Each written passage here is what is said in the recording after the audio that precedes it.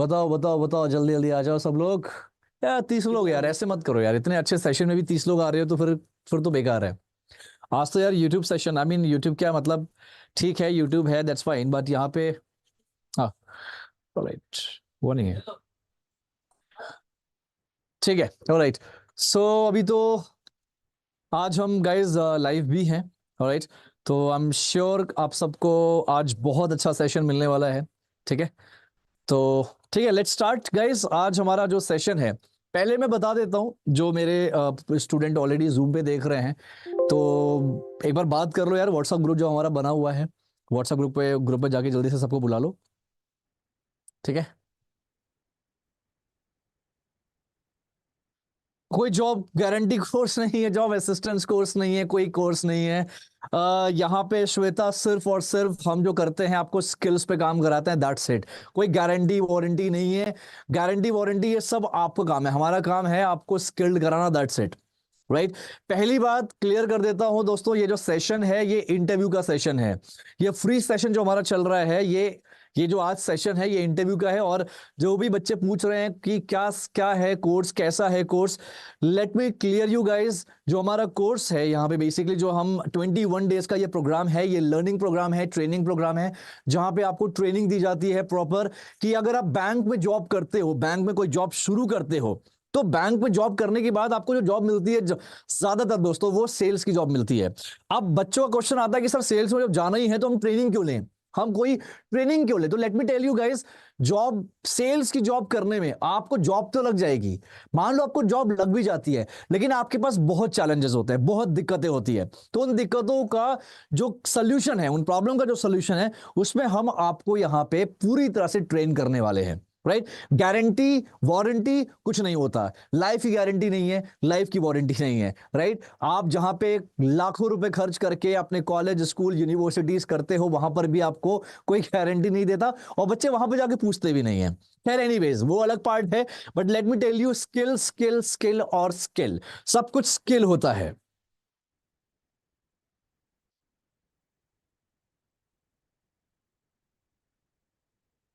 Okay alright.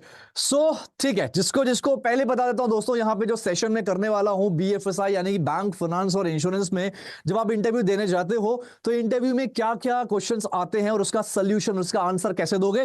जिसको कोई दिक्कत नहीं, हो जा सकता है, सेशन देखने की कोई जरूरत नहीं है, ठीक है। जिसको कोई जो एक्सपर्ट है, हर चीज अब आती है, तो आपको ये सेशन आपके आपके लिए नहीं बना, राइट।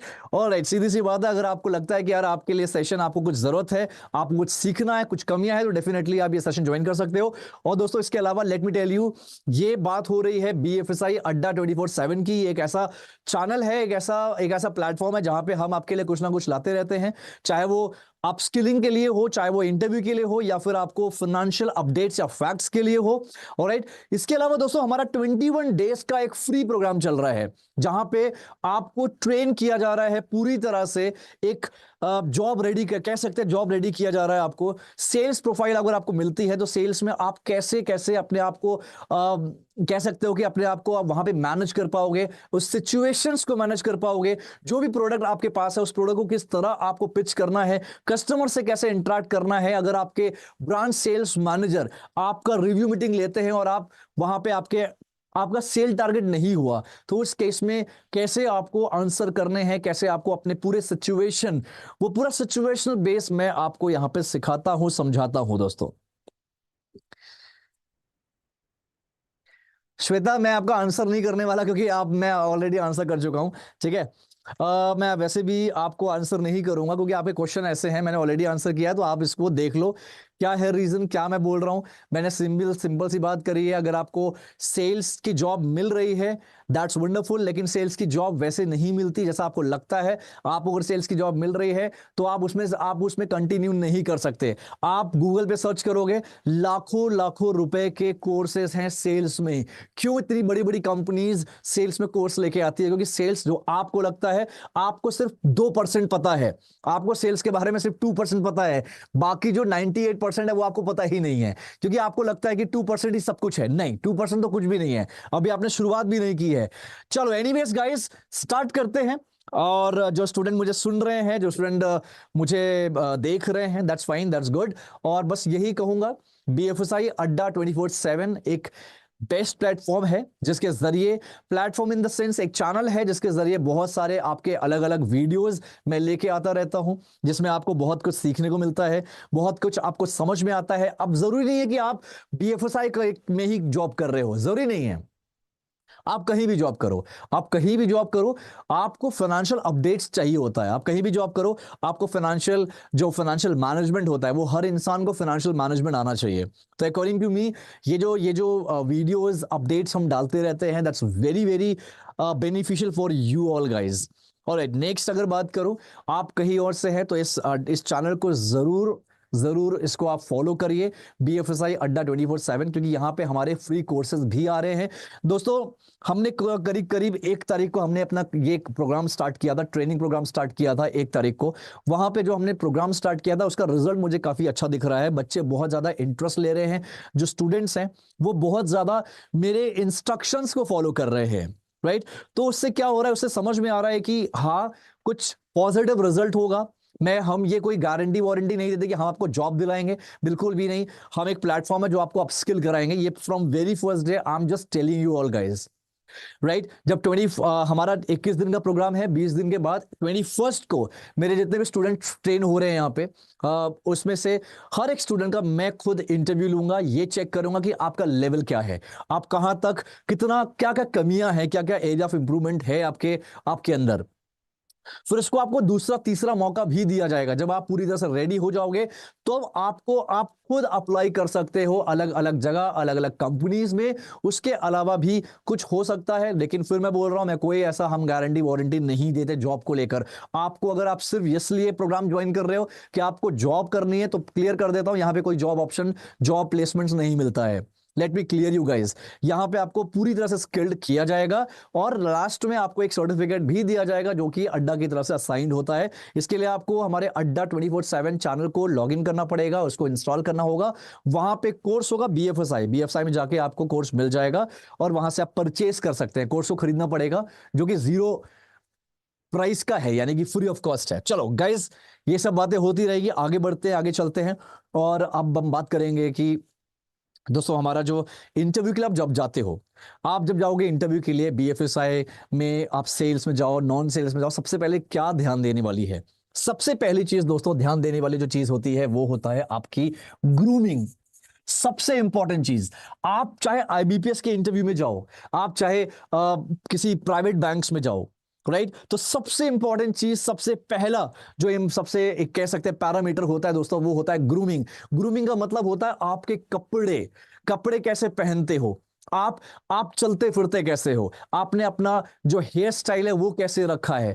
पता लगा कि आप एक गवर्नमेंट बैंक के इंटरव्यू के लिए जा रहे हो और आप शॉर्ट्स पहन के जा रहे हो, आप पैजामा पहन के जा रहे हो, और आप, या हो सकता है प्राइवेट बैंक्स में जा रहे हो, प्राइवेट बैंक्स में और ज्यादा निगरानी रखी जाती है इन सब चीजों पे। दोस्तों, आप कपड़े कैसे पहनोगे? तो लेट मी टेल यू कपड़े कैसे पहने जाते हैं। अगर मैं बॉयज की बात करूं तो दोस्तों, एक प्लेन शर्ट, डार्क पैंट में ज्यादातर, डार्क ट्राउजर्स में ज्यादातर आपकी ब्लैक पैंट या डार्क ग्रे पैंट्स, ये सब ट्राउजर्स आती है। अब पता लगा आप नारंगी कलर की ट्राउजर पहन के जा रहे हो और मतलब हरी कलर की आप शर्ट पहन के जा रहे हो, तो जिसका कोई कॉम्बिनेशन ही नहीं है, तो वो सब चीजें से हमें बचना चाहिए, राइट। तो आपको क्या पहनना है? आपको लाइट शर्ट पहननी है, प्लेन शर्ट पहननी है, आपको डार्क पैंट पहनना है। ज्यादातर एक ही पैंट होती है जो हम प्रीफर करते हैं, दैट इज ब्लैक कलर की पैंट जो होती है। उसके अलावा आपको सॉक्स पहनना है, राइट। सॉक्स भी बहुत लाइट होनी चाहिए और मैच करनी चाहिए। आप ब्लैक या व्हाइट शर्ट, व्हाइट सॉक्स को आप प्रेफरेंस दे सकते हो, ब्लैक एंड व्हाइट। इसके अलावा शूज, ऑब्वियसली स्पोर्ट शूज नहीं पहनना, ऊपर से नीचे बहुत आप बने ठने और नीचे आप चले गए, आप हवाई चप्पल पहन गए, नीचे चले गए आप यहाँ पे जूते पहन गए, वो भी सर मैंने अभी अभी वो एयरफोर्स के जूते लिए हैं सर, अभी अभी मैंने वो सब जूते लिए हैं तो मैं वो पहनकर आ गया, तो वो आपको नहीं पहनना, राइट। आपको प्रॉपर शूज जो ब्लैक कलर के होते हैं वो पहनने हैं, या आप ब्राउन कलर के शूज भी पहन सकते हैं। तो light shirt, dark pant with light या ब्लैक एंड व्हाइट करके आपका सॉक्स होगा, और आपका शूज ब्लैक या ब्राउन। इसके अलावा आपका जो घड़ी है, आपकी जो वॉच है, आजकल डिजिटल वॉच चल रही है वो भी चलती है, चल जाएगा। या फिर आप जो चेन वाली वॉच होती है दोस्तों, वो ज्यादा अच्छा दिखता है अगर आप पैंट शर्ट पहनते हो फॉर्मल्स में, वो एक अच्छा लुक आता है। उसके अलावा tie is the most important part. Tie आपको पहननी है, और टाई वो तिरंगा वाली मत पहन लेना कि सर मैं इंडिया में रहता हूं तो मैं जाके इंडिया, अपने इंडिया को प्रेजेंट करूंगा। अरे तुम्हें इंडिया में ही रहना है, तुम इंडिया के ही कंपनी में जा रहे हो, तुम इंडिया के ही बैंक में जा रहे हो, तो आपको ये जो टाई होगी वो भी प्लेन होनी चाहिए, लाइट कलर की होनी चाहिए। पता लगा तुमने पार्टी वियर वाली वो टाई पहन ली जो एक सेम साइज होती है, सेम साइज होती है, वो तो बिल्कुल मत पहन लेना।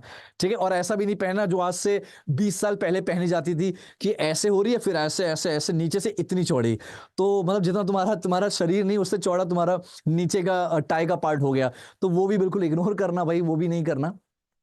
नॉर्मल सी सिंपल सी फॉर्मल टाई, राइट, ये पूरा लुक आपको करना है। और हेयर स्टाइल दोस्तों, हेयर स्टाइल जो हेयर स्टाइल का तरीका होता है, साइड से कट होना चाहिए, साइड से एकदम 2 नंबर 1 नंबर पे बोलते हैं ना, 1 नंबर की जो मशीन चलती है वो चलवाओ, और साइड और ऊपर ऊपर से थोड़ा ठीक ठाक होना चाहिए। छोटे बाल नॉर्मल बाल होने चाहिए, बहुत बड़े नहीं होने चाहिए। पता लगा आप तेरे नाम वाले बाल करके जा रहे हो, कोई तुमसे, तुम्हारा इंटरव्यूअर कुछ पूछा, तुम ऐसा करके उसकी उसकी आंखें देख रहे हो, तो ऐसा वाला हिसाब नहीं होना चाहिए। ठीक है, ये सब चीजें बहुत नेगेटिव इंपैक्ट करता है। देखो इन सब से आप, ऐसा नहीं कि आप रिजेक्ट हो जाओगे, लेकिन रिजेक्ट होने की चांसेस बढ़ जाएंगे, याद रखना। इन ये सब पैरामीटर्स हैं, आप इन सब कारणों से ना आप रिजेक्शन की तरफ बढ़ते जाएंगे, तो वो नहीं करना। हमें वो सारी चीजें करनी है जो आपको सिलेक्शन वाले रेशियो पे लेकर जाए। ठीक है, चलो अब ये ग्रूमिंग हमें समझ में आई। गर्ल्स की बात कर रहा हूं दोस्तों। यार देखो, गर्ल्स में क्या है ना, गर्ल्स में आपको बेसिकली मेरे अकॉर्डिंग, आप अगर पैंट शर्ट वाला जो एक अटायर है जो बॉयज पहनते हैं, वो अगर करते हो, वो अगर लेते हो विदाउट टाई, तो एक ऊपर से आप ब्लेजर ले सकते हो ब्लैक कलर का, तो वो एक बहुत ही अच्छा लुक आता है। गर्ल्स में specially white shirt, black pant, और जो ब्लैक बेल्ट होती है, पतली वाली ब्लैक बेल्ट। अब लड़कियां चौड़ी वाली ब्लैक बेल्ट मत डाल लेना, चौड़ी वाली बिल्कुल बिल्कुल भी सुटेबल नहीं होती है। ये सब चीजें थोड़ा सा, सर आपके जैसा हेयर जैसा चलेगा, हाँ मेरे जैसा, जैसे मैंने हेयर स्टाइल रखा है एकदम सिंपल, साइड से मैंने कट लिया है और ऊपर से मैंने नॉर्मल रखा है, तो बिल्कुल वैसा चलेगा।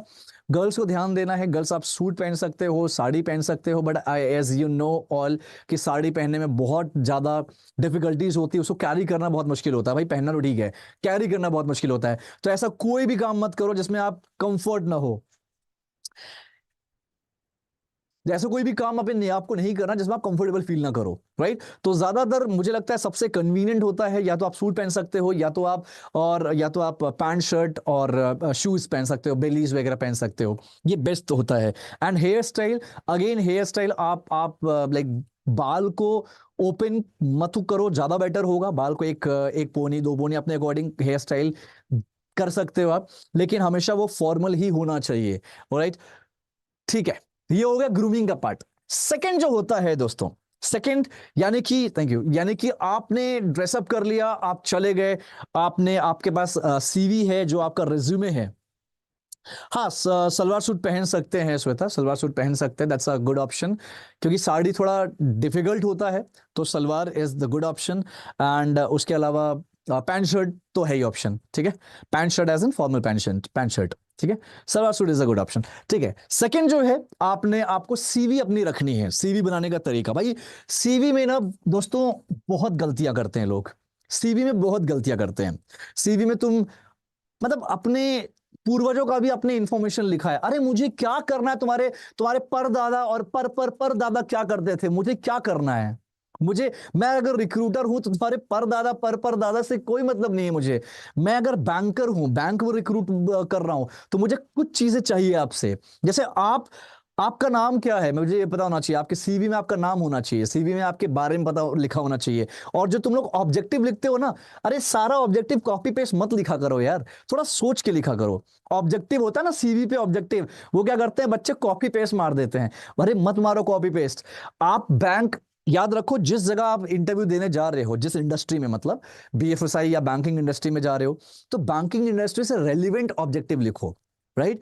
और अपने जो आपका नाम है, आपका नाम हमेशा टॉप पे होना चाहिए। आप यहां पे आपने अपना नाम लिखा, राइट, यहां पे मान लो आपने लिखा प्रशांत सक्सेना, नीचे लिखो, नीचे आप कौन से प्रोफाइल के लिए जा रहे हो ना, मान लो आपको सेल्स में ही देखना है, तो आप लिखो sales and business development specialist या सेल्स स्पेशलिस्ट। तो उससे ये पता लगा कि आपके अंदर सेल्स का कीड़ा है, राइट।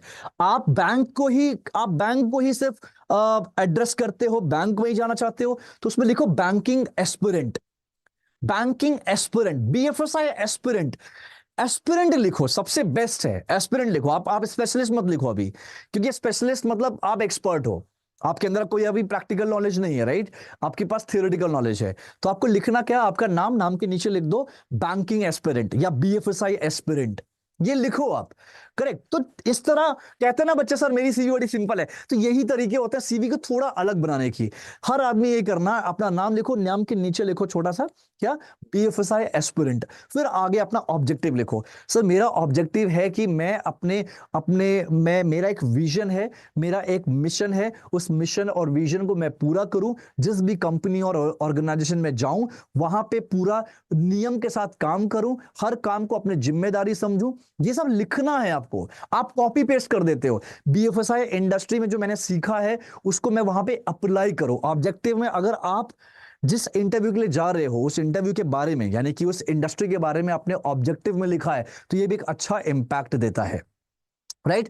नेक्स्ट समझते हैं। सीवी में आपने ये लिख दिया, फिर आपने पर्सनल डिटेल्स जब आप लिखते हो दोस्तों, पर्सनल डिटेल्स में आप, ठीक है, लैंग्वेज लिख दिया आपने, आपका घर का एड्रेस लिख दिया, ठीक है, आपने अपने फादर का नाम लिख दिया, अपना डेट ऑफ बर्थ लिख दिया, ये सब इंफॉर्मेशन दैट्स फाइन, ठीक है। हॉबीज, देखो मुझे लगता है कि हॉबीज बहुत ज्यादा लिखने की जरूरत नहीं है सीवी पे। अगर आप समझो, कई तरह के इंटरव्यूज होते हैं, अगर आप एक स्टैंडर्ड इंटरव्यू की बात करोगे, ठीक है, हॉबी, स्ट्रेंथ, वीकनेस सब लिख डालो, सब लिख डालो, कोई फर्क नहीं पड़ता। लेकिन आप बैंकिंग में इंटरव्यू के लिए जाते हो, वो भी फ्रेशर लेवल पे। मैं यहाँ पे अभी सीवी बनाने की जो बात कर रहा हूँ, ये मैं उनकी बात नहीं कर रहा जो आईबीपीएस में जाते हैं, उनकी बात नहीं कर रहा, जो प्राइवेट बैंक्स में जाते हैं उनकी स्पेशली बात कर रहा हूं। कि आप दोस्तों प्राइवेट बैंक्स में जाते हो अगर, तो वहां पे आपको हॉबीज वगैरह मत लिखो, कोई जरूरत नहीं है हॉबीज लिखने की। मुझे नहीं पता, मैं ऐसे ही पूछ लूंगा आपसे हॉबी, यार मुझे हॉबी के बारे में बहुत ज्यादा नहीं जानना, राइट। मुझे आपका एजुकेशन जानना है, एजुकेशन को एक्सप्लेन करो, एजुकेशन से में अच्छे से लिखो। आपका स्कूल कौन सा था, स्कूल का बोर्ड कौन सा था, कौन से शहर में था, कौन से ईयर में पास किया, पढ़ाई में क्या किया, इतना लिखो। परसेंटेज मत लिखो, परसेंटेज मत लिखो। पर्सनल डिटेल्स मैंडेटरी है, हाँ पर्सनल डिटेल्स लिखो यार, वो मैंडेटरी है। फिर आपने कॉलेज लिखा, कॉलेज में सेम चीज, कॉलेज का नाम, कॉलेज का एफिलिएटेड कॉलेज कौन सा है, राइट। फिर वहां पे कॉलेज में आपने पढ़ाई क्या किया, और ये सब लिखना बहुत जरूरी, सब्जेक्ट कौन से थे, राइट। ये हो गया। सबसे ज्यादा जो गलत होता है ना, वो दो चीजें होती है, स्किल्स। यहां पे बच्चे ना स्किल्स लिखते हैं, टेक्निकल स्किल्स में सुनो क्या लिखते हैं, टेक्निकल स्किल्स में लिखते हैं एक्सेल, नहीं यहाँ पे एमएस नहीं लिखते, सॉरी। सुनना सब लोग गाइस, सुनना सब ध्यान से। यहां पे एक्सेल लिख दिया कि I have a good expertise in Excel और एमएस ऑफिस, ये लिख रहे हैं। अरे महाराज, एमएस ऑफिस का ही तो पार्ट है एक्सेल। तुम्हें मतलब तुम्हें पता ही नहीं है इसका मतलब, यहीं पे तुमने ना नेगेटिविटी यहीं पर आ गई, यहीं पे नेगेटिविटी आ गई। तुम एक्सेल भी लिख रहे हो, एमएस ऑफिस भी लिख रहे हो, मतलब तुम कह रहे हो कि सर मैंने ऑपरेटिंग सिस्टम मुझे आता है और मुझे विंडोज भी आता है। भाई बच्चे लिखते हैं ये चीज, मुझे ऑपरेटिंग सिस्टम भी आता है, मुझे विंडोज भी आता है। अरे वही है भाई ऑपरेटिंग सिस्टम, विंडोज एक ऑपरेटिंग सिस्टम ही तो है। तो ये गलती बहुत करते हैं टेक्निकल स्किल्स में। क्यों? क्योंकि भाई कोई टेक्स्ट स्किल तो है ही नहीं, हमें टेक्स्ट के कम से कम 3-4 लाइन तो लिखना होगा, भले कुछ आए ना आए। तो यही लिख देता है, सर हमें एक्सेल भी आता है, सर हमें एमएस ऑफिस भी आता है, एमएस पेंट भी आता है, एमएस पावर पॉइंट भी आता है, एमएस वर्ड भी आता है। एमएस वर्ड लिख दिया, फिर बोलते हैं डॉक्स भी आता है, हमने डॉक्यूमेंट्स में भी काम किया है। फिर लिखते हैं सर हमने ऑपरेटिंग सिस्टम भी हमने किया है, हमने विंडोज भी किया है, हमने विंडोज 9 किया है, विंडोज 10 किया है, और ऑपरेटिंग सिस्टम भी अलग अलग किया है। अरे भाई इससे वो 5-6 लाइन भर देते हैं अपने स्किल्स का, जो कि सिर्फ एक लाइन का है। ये कुछ भी नहीं। ऑपरेटिंग सिस्टम क्या करूं मैं उस ऑपरेटिंग सिस्टम का, उसका क्या तुमने ऑपरेटिंग सिस्टम डेवलप किया है, तुमने बनाया है ऑपरेटिंग सिस्टम में? नहीं ना। तो उसको वो तो स्किल है ही नहीं यार, वो तो स्किल है ही नहीं। स्किल ये है, आप एक्सेल में क्या क्या आता है वो लिख सकते हो, वो तो कोई लिखता ही नहीं यार। आज तक किसी भी मैंने फ्रेशर के ना सीवी में आज तक नहीं देखा कि एक्सेल में बच्चे क्या क्या लिखता है। अरे एमएस ऑफिस अगर लिख रहे हो तो एमएस ऑफिस में क्या लिख रहे हो? एमएस एक्सेल है तो एमएस एक्सेल में क्या क्या आता है वो लिखो ना। एमएस एक्सेल में बहुत सारी चीजें हैं, बहुत सारी चीजें हैं। तो आप 4-5 पॉइंट लिखो। पाइवोट आता है सर मुझे, वी लुकअप आता है, एच लुकअप आता है, ये सब लिखो आप, ये सब लिखो। राइट, ये लिखना चाहिए आपके आपके सीवी पे।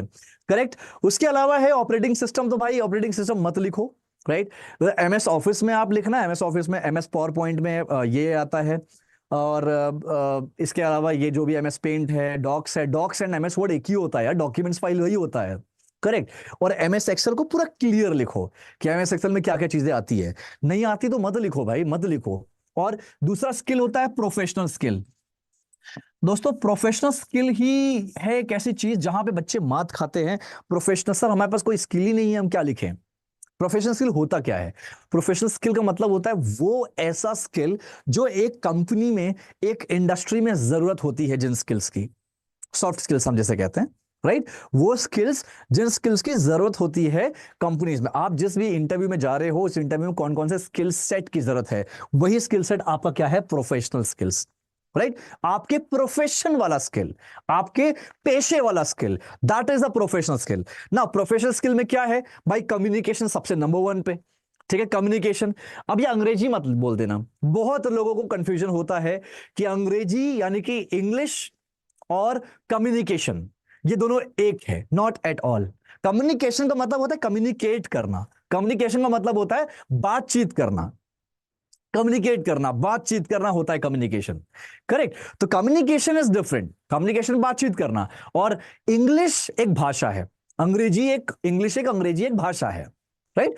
तो भाषा आप कैसे बात कर रहे हो, कौन से लैंग्वेज में बात कर रहे हो, दैट्स, वो ठीक है, वो समझ में आता है। लेकिन कम्युनिकेट, आपको बातचीत करना आना चाहिए, आपको प्रेजेंट करना आना चाहिए। तो आपके प्रोफेशनल स्किल्स में होना चाहिए कि आप की कम्युनिकेशन अच्छी है, कॉम स्किल्स, कम्युनिकेशन स्किल्स अच्छी है।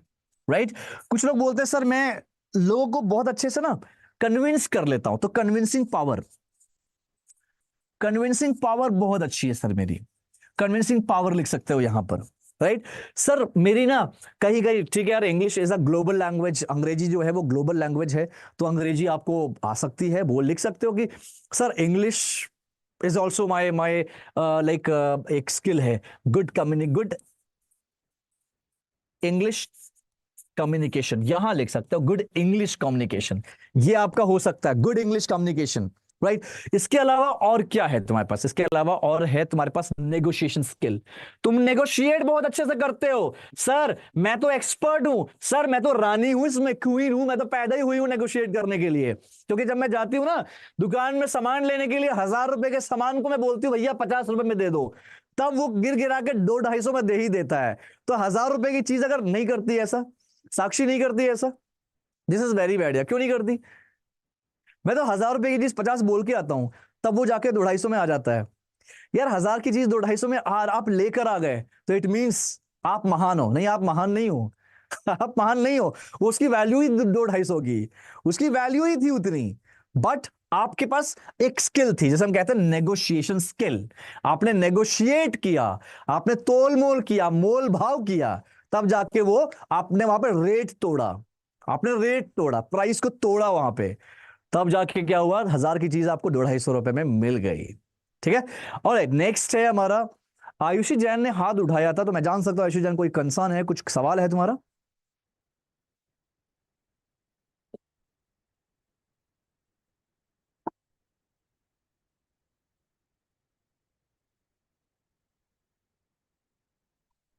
भाई कोई कंसर्न है आयुषी? हाथ क्यों उठाते हो फिर, जब कंसर्न ही नहीं है तो? ओके, एनीवेज ठीक है। नेगोशिएशन हमने बात कर ली। ये सारे प्रोफेशनल स्किल्स होते हैं जो आपको मेंशन करना है अपने सीवी पे। ठीक है दोस्तों। इसके अलावा सबसे बड़ी गलती, एक और बहुत बड़ी गलती होती है, वो स्टूडेंट करते हैं जो क्या है, वो स्टूडेंट करते हैं दोस्तों जो जो एक्सपीरियंस्ड हैं। पहली बात तो आपको यही नहीं पता कि आपको, आप 4 महीने का एक्सपीरियंस, एक बच्चे का मैंने सीवी देखा, राइट, उसने वर्किंग एक्सपीरियंस पता है क्या क्या कितना लिखा था? 3 महीना यहां पे काम किया, 2 महीना यहां काम किया, 4 महीना यहां काम किया, 6 महीना यहां काम किया, 5 महीने से यहां काम कर रहा है। अरे भाई तुम क्या कर रहे हो? तुमने नेगेटिविटी पहले ही फैला दिया, तुमने रायता फैला दिया यहाँ पे, रायता। तुम दिखा रहे हो उसको कि सर 1 2 3 4 5, 3 2 5 4 9 6 15, यानी कि सर 1.5 साल में मैंने 6 कंपनी बदली है। 1.5 साल में 6 कंपनी तुमने बदली है मेरे भाई। तुम्हें पता है ये अपराध कर रहे हो, तुम अपराध। तुम अपने पैर में कुल्हाड़ी नहीं मार रहे, बुलडोजर चला रहे हो अपने पैरों पे। पता है क्यों? क्योंकि यार इतना ज्यादा कंपनी रिक्रूटर, अगर मैं रिक्रूट कर रहा हूं किसी को, मैं किसी को, मेरे पास अमन कुमार आया है जॉब इंटरव्यू के लिए, तो भाई मैं अमन को ना, अगर अमन एक्सपीरियंस है तो मैं अमन को यही चेक करूंगा कि उसने कितना समय काम किया अपनी पुरानी कंपनी में, और कंपनी का काम समझूंगा मैं। उसका क्वेश्चन मेरा बस यही रहेगा, पुराने काम क्या किया तुमने, पुरानी कंपनी में जॉब क्या थी तुम्हारी, क्या करते थे एग्जैक्टली, तुम्हारे टारगेट्स क्या थे, जो भी है मैं उसको मेन उसके प्रोफाइल को ही समझूंगा। प्रोफाइल समझने के बाद उसको पूछूंगा तुमने नौकरी क्यों छोड़ी, क्या रीजन था नौकरी छोड़ने का। ठीक है, तो 2 3 चीजें हमें ध्यान देनी होगी यहां पे। एक्सपीरियंस में, अगर आपके पास एक्सपीरियंस है दोस्तों, private banks, private companies, private finance companies में अगर आप जाते हो इंटरव्यू के लिए, तो आपके पास अगर एक्सपीरियंस, वो जो करंट कंपनी में आपके पास 1 साल का एक्सपीरियंस है, और आप वर्किंग हो, या 10 महीने का एक्सपीरियंस है और आप वर्किंग हो, 10 महीने अभी भी वर्किंग हो, अभी भी वर्किंग हो, तो आप मेंशन कर सकते हो अपना एक्सपीरियंस, वरना मेंशन मत करो। वहीं पे अगर आपके पास 1 साल का एक्सपीरियंस है और वर्किंग नहीं हो, तो भी मेंशन कर सकते हो। लेकिन लेकिन लेकिन मेंशन करो, बट अपना जो आपके पास ठोस रीजन है, ठोस वजह है, वो वजह अपने पास रखो। सर ये मत बोल देना कि अभी मैं बोलूं किसी से कि बताओ तुमने नौकरी क्यों छोड़ी, तुम 1 साल तुमने काम किया, नौकरी क्यों छोड़ी, बोल दो सर वो कंपनी ना बहुत बेकार कंपनी थी, कंपनी के ना एम्प्लॉइज अच्छे नहीं थे, कंपनी का मालिक अच्छा नहीं था। यार ऐसे कर दोगे ना, यहां पर भी तुमने क्या किया, नेगेटिविटी को बुला लिया। नेगेटिविटी को नहीं बुलाना, पॉजिटिविटी को बुलाना है। तो कैसे आंसर देना है, ऐसे आंसर्स कैसे दे सकते हैं सर? नौकरी क्यों छोड़ी? सर नौकरी छोड़ने का सिर्फ एक वजह थी, क्या तो या तो आप ऑफ रोल थे। सर मैं कंपनी में बैंक में काम तो करता था, but I was working off roll, so मैं ऑन रोल नहीं था, ऑफ रोल था। So it was like I had not any kind of proper growth, reason being I was proper off roll, right. तो मैं of roll था, मुझे growth नहीं मिला, मैंने एफर्ट्स दिए, मैंने सब कुछ किया, मुझे ग्रो नहीं मिला, रीजन बीइंग मैं ऑफ रोल था। एक ये रीजन हो गया। सबसे ज्यादा जो रीजन आप लगा सकते हो, जो लगाते हैं, वो है sir medical emergency. Medical emergency ये तमाम लोग लगाते हैं। देखो यार ये सही है, मैं ये नहीं बोलूंगा कि गलत है तरीका, ये तरीका सही है, लेकिन यार मेडिकल इमरजेंसी भी आप ठीक ठाक लगाओ। ठीक है, ये मत बोल देना सर मैं इसलिए नौकरी छोड़ दी थी, मेरी बिल्ली बीमार हो गई थी, मेरी बिल्ली को ना मुझे हॉस्पिटल ले जाना था, इसलिए मैंने नौकरी छोड़ दी। तो यार बिल्ली और अपने पेट्स को बीमार मत करो, राइट, किसी को बीमार मत करो। बट आपको इसका आंसर, आप समझदार हो और आपको बहुत अच्छे से इसका आंसर पता है, क्योंकि आप सबकी उम्र 20 22 25 हो चुकी है। पिछले 20 22 साल से आप यही एग्जाम्पल दे रहे हो, यही बोल रहे हो, सबको पता है ना, सबको पता है। हमारी दादी ही, वो दादी होती ही थी मरने के लिए। अरे यार मैम दादी मर गई है, दादी नहीं रही इस दुनिया में, और इसीलिए हमने छुट्टी ले ली। मतलब जिसकी नानी दादी नहीं रहती, वो उनको पता नहीं कितनी बार मारते हैं, राइट। तो भाई हमने तो बहुत मारा है। तो ये दैट्स, इसमें बुरा मानने वाली बात नहीं है, मैं उनको बता रहा हूँ जिनकी दादी नानी या कोई भी XYZ फैमिली मेंबर्स नहीं होते, राइट। तो उनको हम एग्जाम्पल, लाइक हम बच्चे यही करते हैं, आज भी बच्चे यही कर रहे हैं। बच्चे आजकल तो कुछ ज्यादा शातिर हो गए, तो जिंदा जिंदा अपने बाप को मार देते हैं, तो क्या ही बोला जाए। अब हम तो मरे हुए लोगों को मारते थे, राइट। तो दैट्स एक्चुअली ट्रू। तो हम एक्सपर्ट हैं इस वाले क्वेश्चन, इस वाले एक्सक्यूज को देने के लिए, है ना। तो इस ऐसे एक्सक्यूज देना अगर ये एक्सपीरियंस वाली बातें आती है तो, ठीक है। अगर फ्रेशर नहीं और फ्रेशर हो, दैट्स फाइन। लेकिन याद रखना दोस्तों, अगर आपके पास एक्सपीरियंस 1 साल का है तो ही आप वो लिखना अपने CV में, नहीं तो मत लिखना। और उसका लिखने का तरीका होता है, लोग क्या करते हैं, एक ही लाइन में लिख देते हैं अपना एक्सपीरियंस। तुम एक लाइन में लिख रहे हो, तुमने साल भर काम किया है, उस साल भर को तुमने सिर्फ एक लाइन में एक्सप्लेन किया है। कम ऑन यार, ये तो हो ही नहीं सकता, ये हो ही नहीं सकता। पहले लिखो कंपनी, आप कौन सी कंपनी में काम किए, उसके बाद लिखो टेन्योर, कंपनी के आगे सिटी भी लिख देना। कंपनी मान लो अंकुर इंटरनेशनल बैंक, मान लो आपने काम किया अंकुर इंटरनेशनल बैंक में, ठीक है। और यहां पे तुमने डाल दिया दिल्ली, लोकेशन डाल दिया, टेन्योर, कितना समय काम किया तुमने, काम किया 1 साल, 1 ईयर। यहां पे तुम्हें डेट डालनी पड़ेगी, कब से कब तक काम किया, डेट मतलब मंथ। तुमने काम किया मान लो जनवरी 2022 से लेकर, ठीक है, 23 तक। ये तुम्हें लिखना पड़ेगा। तुम्हारा ये यहां पे तुम्हारा डेजिग्नेशन क्या था, तुम्हारा डेजिग्नेशन क्या था। ये होता है तरीका अब एक्सपीरियंस लिखने का। डेजिग्नेशन लिख दो, सीनियर ऑफिसर या ऑफिसर या एएम जो भी था, अपना डेजिग्नेशन, ग्रेड लिखना, डेजिग्नेशन मतलब ग्रेड। यहां पे आपको ग्रेड लिखना है, आपका डेजिग्नेशन क्या था, ठीक है। फिर यहां पे आता है आपका रोल। आप समझना, अब रोल क्या होता है, हम तो वही लिख देंगे सर, अगर मैं सेल्स में था, टू सेल द प्रोडक्ट, बस लिखते हैं लोग, लिखते हैं। अब समझो, अब सर मुझे रोल तो पता नहीं है, रोल क्या होता है। रोल मतलब जो तुमने काम किया। सर मैंने काम तो किया लेकिन मैं लिख नहीं पाऊंगा सर, क्या करूं सर, तो लिख नहीं पाऊंगा, यही तो है। कुछ ज्यादा ही ऊपर लिख दिया। Okay okay okay okay okay, got it, मैं समझ गया। यार एक मिनट, हाँ, कुछ ज्यादा ही ऊपर लिख दे रहा हूँ, ठीक है, मैं अभी नीचे लिखता हूँ। Good, thank you so much Purnima, thank you so much ये चीज ये मेंशन करने के लिए। तुम लोग बोल नहीं सकते, जूम पे बैठे हो तुम लोग बोल नहीं सकते कि ऊपर ज्यादा लिख दिया। तुम लोग को दिख रहा है शायद, नहीं तुम्हें यस सर, तुम्हें दिख रहा हमारे है। लिए तो क्लियर है। ठीक है, यूट्यूब पे जो लोग हैं लाइव उनको नहीं दिख रहा। Anyways, thank you so much Purnima, मैं अभी पूरा नीचे से अभी मिड पे यहां से लिखना शुरू करूंगा, ठीक है। एनीवेज, मैं क्या बोल रहा था वैसे, हाँ रोल। अब हमें रोल नहीं पता, रोल नहीं पता, अब हम क्या करेंगे। रोल का मतलब हमें, सर मैंने काम तो किया है सर, मैं लिख नहीं पाऊंगा, यही तो दिक्कत है, लिख नहीं पाऊंगा मतलब। अब हमें कैसे लिखना है ये हम देखते हैं, चलो। रोल का मतलब होता है दोस्तों जेडी, है सर, ये क्या होता है जेडी। जेडी मतलब जॉब डिस्क्रिप्शन, जॉब डिस्क्रिप्शन वही होता है। जॉब डिस्क्रिप्शन का मतलब होता है ये वो काम, जॉब डिस्क्रिप्शन मतलब वो सारी चीजें जो आप करने वाले हो, जो आप करोगे, वही रोल हो गया एक तरह से। इसको हम बोलते हैं केआरए, केआरआई भी बोलते हैं, की रेस्पॉन्सिबिलिटी एरिया, की रेस्पॉन्सिबिलिटी इंडिकेटर। बेसिकली वही होता है एक तरह से। ये रोल, आपका रोल क्या है, तो आपको रोल नहीं पता ना, लेकिन आपको तो ये तो पता ना कि आप कौन से डेजिग्नेशन पे थे, कौन से प्रोफाइल पे थे, कौन से प्रोफाइल पे काम करते थे, राइट। प्रोफाइल पे काम करते थे ना, यहाँ पे प्रोफाइल भी डाल दो। गाइस एक मिनट, मैं इसको मैं अच्छे से लिखता हूं, इसको मैं अच्छे से लिखता हूं, इसको मैं अच्छे से लिखता हूं, don't worry, don't worry, don't worry, don't worry, don't worry, change ही कर देते हैं पूरा, फिर से लिखते हैं, ठीक है, चलो फिर से लिखते हैं, चलो। ऑलराइट, यहां से लिखता हूं। नंबर 1, आपने जब आपको एक्सपीरियंस लिखना है तो सबसे पहले आपने कंपनी का नाम लिखा, ठीक है। कंपनी का नाम यहां पे लिखा, मान लो अंकुर इंटरनेशनल बैंक, अंकुर इंटरनेशनल बैंक लिख दिया आपने। आगे आपने लिख दिया जिस शहर में आप काम करते थे, आप दिल्ली में काम करते हैं, आपने दिल्ली लिख दिया। दूसरा ये कंपनी हो गया। कंपनी के बाद आपको लिखना है आपका आपका टेन्योर, कितना समय आपने काम किया। मान लो आपने काम किया जनवरी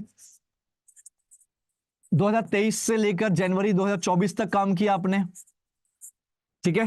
फिर उसके बाद आपने लिखा यहां पे आपका डेजिग्नेशन क्या है, डेजिग्नेशन क्या है आपका, डेजिग्नेशन का मतलब ग्रेड क्या है आपका, आप कौन से पोजीशन पे थे। मैं प्रोफाइल नहीं बोल रहा, पोजीशन बोल रहा हूं। जैसे असिस्टेंट मैनेजर थे, ऑफिसर थे, सीनियर ऑफिसर थे, क्या थे आप।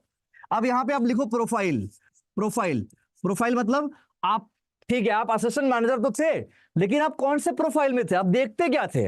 आप आईटी में थे, सेल्स में थे, बिजनेस में थे, ब्रांच में थे, बैकएंड में थे, पेमेंट में थे, किस में थे आप।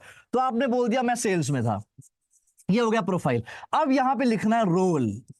ये होता है तरीका, अगर आपके पास एक्सपीरियंस है तो ये तरीका होता है लिखने का, ये तरीका होता है अपनी कंपनी, अपने एक्सपीरियंस को लिखने का। अब रोल नहीं समझ में आ रहा, रोल का मतलब होता है जॉब डिस्क्रिप्शन, इसका मतलब होता है की रेस्पॉन्सिबिलिटी एरिया, की रेस्पॉन्सिबिलिटी इंडिकेटर, राइट। अब क्या करना है, के आर आई आपको Naukri.com पे जाना है, यानी कि गूगल पे जाना है। तरीका समझो सब लोग, तरीका समझो, किसी को नहीं पता ये चीज।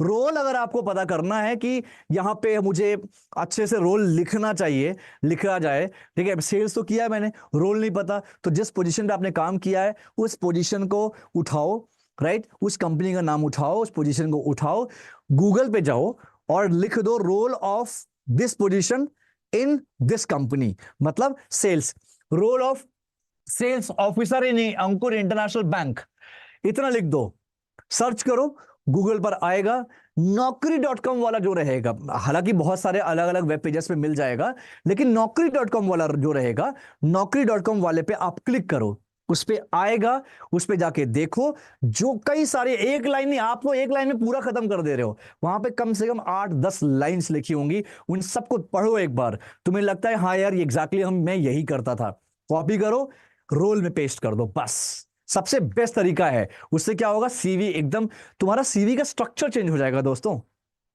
सीवी का स्ट्रक्चर चेंज हो जाएगा। हम लोग गलती यही करते हैं यार, हम गलती सबसे बड़ी यही करते हैं कि हम सीवी ही नहीं कर पाते सही से, तो हमारा सीवी सही नहीं है तो हम तो यार ऑब्वियसली फिर तो हम पीछे हटेंगे ही ना। समझ में आया एवरीवन? या एवरीवन, इज इट क्लियर? इसके बाद प्रोफेशनल स्किल्स वगैरह लिखो, और एक्सपीरियंस है, एक्सपीरियंस जैसे इसको लिखो। स्ट्रेंथ में आपको लिखना है, अगेन स्ट्रेंथ में, स्किल्स स्ट्रेंथ में लिखो कि आप एक लीडरशिप है आपके अंदर लीडर है, आप लीडरशिप बहुत अच्छी करते हो, राइट? आप स्पोर्ट्स में रह चुके हो, आप स्पोर्ट्स को काफी ज्यादा, स्पोर्ट्स को हमेशा एग्जाम्पल बना के चलते हो, आप स्पोर्ट्स स्पोर्ट्स स्पोर्ट्स, हमेशा स्पोर्ट्स की बात करना। और जब भी, पता है दोस्तों, जब भी क्वेश्चंस आपके इंटरव्यू में आएंगे ना, हालांकि हम अभी आगे चलेंगे, समझेंगे सारी चीजें, जब इंटरव्यू में क्वेश्चंस आते हैं, कई दफा आता है इंटरव्यू में कि pressure, patience, pressure, patience, strategy, right? Pressure हो गया, पेशेंस हो गया, स्ट्रैटेजी हो गई, आप कैसे कैसे, क्या मतलब आपका टाइम क्या है, टाइम मैनेजमेंट क्या है आपका, इस तरह की जो चीजें हैं ना, ये एक एग्जांपल में आप बड़े आसानी से दे सकते हो। यानी कि अगर कोई क्वेश्चन आपसे पूछता है जिसमें आएगा कि आप प्रेशर से रिलेवेंट कोई क्वेश्चन आ गया, कोई क्वेश्चन आ गया, पेशेंस से रिलेवेंट कोई क्वेश्चन आ गया, पेशेंस, कोई क्वेश्चन आ गया, स्ट्रैटेजी से रिलेवेंट कोई क्वेश्चन आ गया, टाइम मैनेजमेंट से रिलेवेंट कोई क्वेश्चन आ गया, टीम मैनेजमेंट से रिलेवेंट कोई क्वेश्चन आ गया, तो दोस्तों अगर ये सारे क्वेश्चंस आ रहे हैं, ये सारे क्वेश्चंस अगर आ रहे हैं, तो आपको क्या करना है पता है? आपको एक ही एग्जांपल देना है।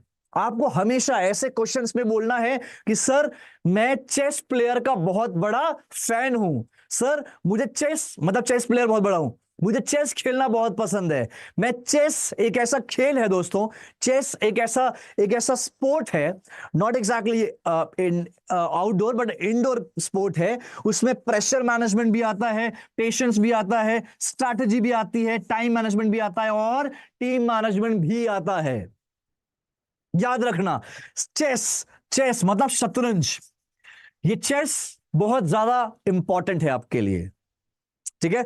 आपके आंसर्स में चेस वर्ड हमेशा होने चाहिए। अगर चेस वर्ड है, चेस की बातें कर रहे हो, तो अगला भी सोचेगा यार लड़का चेस खेलता है, चेस कोई मजाक नहीं है खेलना, चेस कोई छोटी मोटी बात नहीं खेलना, राइट? तो उसको बोलो, थोड़ा चेस के बारे में पढ़ लो, चेस के बारे में समझ लो, एक आध बार 10 बार चेस खेल लो, उसके बाद इंटरव्यू में जब जाओ तो बोलो कि सर मैं चेस अपने स्कूल लेवल पे, कॉलेज लेवल पे खेल चुका हूं, डिस्ट्रिक्ट लेवल पे खेल चुका हूं। देखो, झूठ अगर आप इंटरव्यू में बोलते हो ना, ऐसा झूठ बोलो ना कि वो सच लगे। आप झूठ ही बोलोगे, सर चेस, चेस तो मैं, हाँ खेला था सर, चेस मैं डिस्ट्रिक्ट लेवल पे खेला था, चेस डिस्ट्रिक्ट, हाँ डिस्ट्रिक्ट लेवल पे खेला था, अंकुर ने डिस्ट्रिक्ट बोला, हाँ डिस्ट्रिक्ट लेवल पे खेला था। अरे तो ऐसे बोलोगे तो भाई कोई भी पकड़ लेगा। कॉन्फिडेंस, कॉन्फिडेंस होना चाहिए आपके अंदर, कॉन्फिडेंस, कूट कूट के कॉन्फिडेंस होना चाहिए, राइट? कहता हूं ना कि कुछ चीजें हैं जो आप अपने खून में, नसों में, हर जगह बसा लो, बैठा लो, वो सारी चीजें हैं, ये सारी चीजें हैं। अब चलते हैं आगे दोस्तों, आगे चलते हैं। सबसे, ये तो हमारा सीवी का हो गया। आपने क्या कर लिया? पहला आपने ग्रूमिंग कर ली, यानी कि कपड़ा हमने अच्छे से पहन लिया, फॉर्मल्स पहन लिया। दूसरा हमने सीवी बना लिया। तीसरा, अब हम रेडी होकर क्या हो गए, कहां चले गए रेडी होके? इंटरव्यू देने आ गए सर, हम इंटरव्यू देने आ गए हम।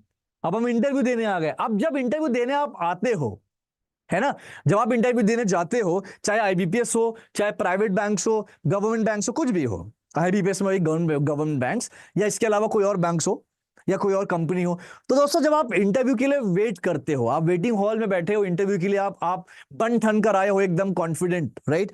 आपके साथ क्या लगता है, आप अकेले होगे वहां पे? क्या लगता है आप अकेले होगे? नॉट एट ऑल दोस्तों, आप अकेले नहीं हो वहां पे। इंटरव्यू देने आप जैसे और भी कई हजार लोग आए हैं, कई हजार लोग आए हैं इंटरव्यू देने आपकी तरह, शायद आपसे मच बेटर, हो सकता है कई हजार लोग आए इंटरव्यू देने के लिए, लेकिन अब क्या करना है यहां पे डरना नहीं है। एक बार अगर वहां पे डर गए ना, वहां पे अगर डर गए, वहीं तुम्हारा खेल खत्म, वहीं तुम्हारा खेल खत्म। खेल खत्म का मतलब आपका इंटरव्यू खराब होना ही होना है। आप आगे इंटरव्यू ढंग से नहीं दे पाओगे, इंटरव्यू में जवाब नहीं दे पाओगे। तो आपको डरना नहीं है। हाँ, ओवर कॉन्फिडेंस भी नहीं होना, ओवर कॉन्फिडेंट नहीं होना, बिल्कुल नहीं होना ओवर कॉन्फिडेंट। ओवर कॉन्फिडेंट भी आपको ले डूब सकता है। आपको एकदम बस शांत होना है, काम पेशेंस होना है, राइट। इंटरव्यू 10 लोग, हजारों लोग देखो यार, कोई दिक्कत नहीं। जब मैं एग्जांपल दूंगा नेशनल स्कूल ऑफ ड्रामा, पता है national school of drama Delhi में एक बहुत बड़ा ड्रामा स्कूल है, बहुत बड़ा ड्रामा इंस्टीट्यूट है जहां पे लोग एक्टिंग सीखते हैं, राइट। बड़ी बड़ी हस्तियां, बड़े बड़े शाहरुख खान, नवाजुद्दीन और ये सब, पंकज त्रिपाठी, ये सब वहीं से आए हैं, नेशनल स्कूल ऑफ ड्रामा से आए हैं। तो यार मैं एग्जांपल दूंगा नवाजुद्दीन और इरफान खान का। आप सबको पता है नवाजुद्दीन और इरफान खान कितने बड़े एक्टर हैं, बड़े एक्टरों में से एक हैं। स्पेशली मैं अगर नवाजुद्दीन की बात करूं या मनोज बाजपेयी की बात करूं, इरफान खान की बात करूं, बड़े से बड़े एक्टर हैं ये सब, राइट। तो यार ये इन लोग ने, पता है आपने जब आज से 20 साल पहले जब ये स्ट्रगलिंग कर रहे थे, स्टैब्लिश हो रहे थे, तुम्हें पता है आज से 20 साल पहले बहुत मुश्किल होता था, क्योंकि उस समय, मुश्किल तो आज भी है, लेकिन उस समय भी बहुत ज्यादा चेहरे को देखा जाता था, चेहरा देखा जाता था कि आपकी चेहरा अगर आपका अच्छा है तो ये आपको ब्रेक मिलेगा, तो ये आपको रोल मिलेगा। चेहरा ही अच्छा नहीं है, आपकी शक्ल अच्छी नहीं है, आपकी पर्सनालिटी अच्छी नहीं है, तो आपको पहले रिजेक्ट मार देंगे, आपका ऑडिशन भी नहीं लेते थे। ऑडिशन मतलब जैसे हम जैसे जॉब के लिए इंटरव्यू देते हैं, वैसे एक्टिंग वैक्टिंग के लिए ऑडिशंस होते हैं, तो वो ऑडिशन करते हैं, कई सारे ऑडिशंस होते हैं, तो ऑडिशन भी नहीं लेते थे, राइट। तो ये सबसे बड़ी गलत चीजें, बहुत खामियां थी। बट एक इंसान उभर कर आया, कौन? इरफान खान। एक इंसान उभर कर आया, कौन? नवाजुद्दीन सिद्दीकी। तो ये सब ऐसे लोग हैं ना जिन्होंने यार एक अलग लेवल का प्रेजेंटेशन दिया, एक अलग लेवल की एक्टिंग करी, एक्टिंग को एक अलग लेवल पर ले गए ये लोग। तो उससे किसे पता है क्या होता है? इससे अगर अगर नवाजुद्दीन उस समय सोचा होता, इरफान इरफान खान अगर उस समय सोचे होते ये लोग कि यार नहीं यार, मेरी तो शक्ल ही अच्छी नहीं है, मैं तो काम ही नहीं कर पाऊंगा, मैं कर ही नहीं पाऊंगा। ये लोग कितने सारे ऑडिशन देने जाते हैं, हजार लाखों लोग होते हैं वहां पे, एक से एक लोग दिखने में, यार तो जरूरी नहीं है कि जो तुम्हें लग रहा है वही हो, करेक्ट। तुम्हें अपने पर विश्वास रखना है, ये बहुत जरूरी है, राइट दोस्तों। अपने पर देखो, इसीलिए बोलता हूं इस तरह के जो सेशंस है ना यार, विश्वास मानो दोस्तों। आपको बैंक क्या होता है, बीएफएसआई क्या होता है, ये क्या होता है, वो क्या होता है, ये सब किताबों में मिल जाएगा, ये सब गूगल में मिल जाएगा। लेकिन मैं जो प्रेजेंट करूंगा, मैं 2-3 चीजें करता हूं। एक आसान भाषा में प्रेजेंट करता हूं। दूसरा, कुछ ऐसी चीजें हैं दोस्तों, मेरे पास 15 साल का एक्सपीरियंस है। मैं अपने बारे में बता देता हूं, बताया नहीं हूं यूट्यूब वालों, ये जो यूट्यूब पे देख रहे हैं, लाइव हैं दोस्तों, मेरे पास एक्सपीरियंस 15 साल का है। मैंने बैंक्स में काम किया है, अलग अलग बैंक में काम किया है। मैं एक ग्राउंड लेवल से मैंने स्टार्ट किया था, प्रॉपर सेल्स ऑफिसर, जो सेल्स एग्जीक्यूटिव्स होते हैं वहां से मैंने शुरू किया। और जो लास्ट मेरी डेजिग्नेशन थी वो थी सीनियर मैनेजर इन बैंक। एक बैंक में सीनियर मैनेजर था, मैं स्ट्रैटेजी में चला गया था, सेल्स स्ट्रैटेजी से मैंने अपना सेल्स स्ट्रैटेजी तक मैंने काम किया वहां पे। उसके बाद मैं training development, proper strategy, sales strategy. तो कंप्लीट जो जर्नी है मेरी बैंक्स की दोस्तों, वो काफी इंटरेस्टिंग है, काफी ज्यादा इंटरेस्टिंग, राइट।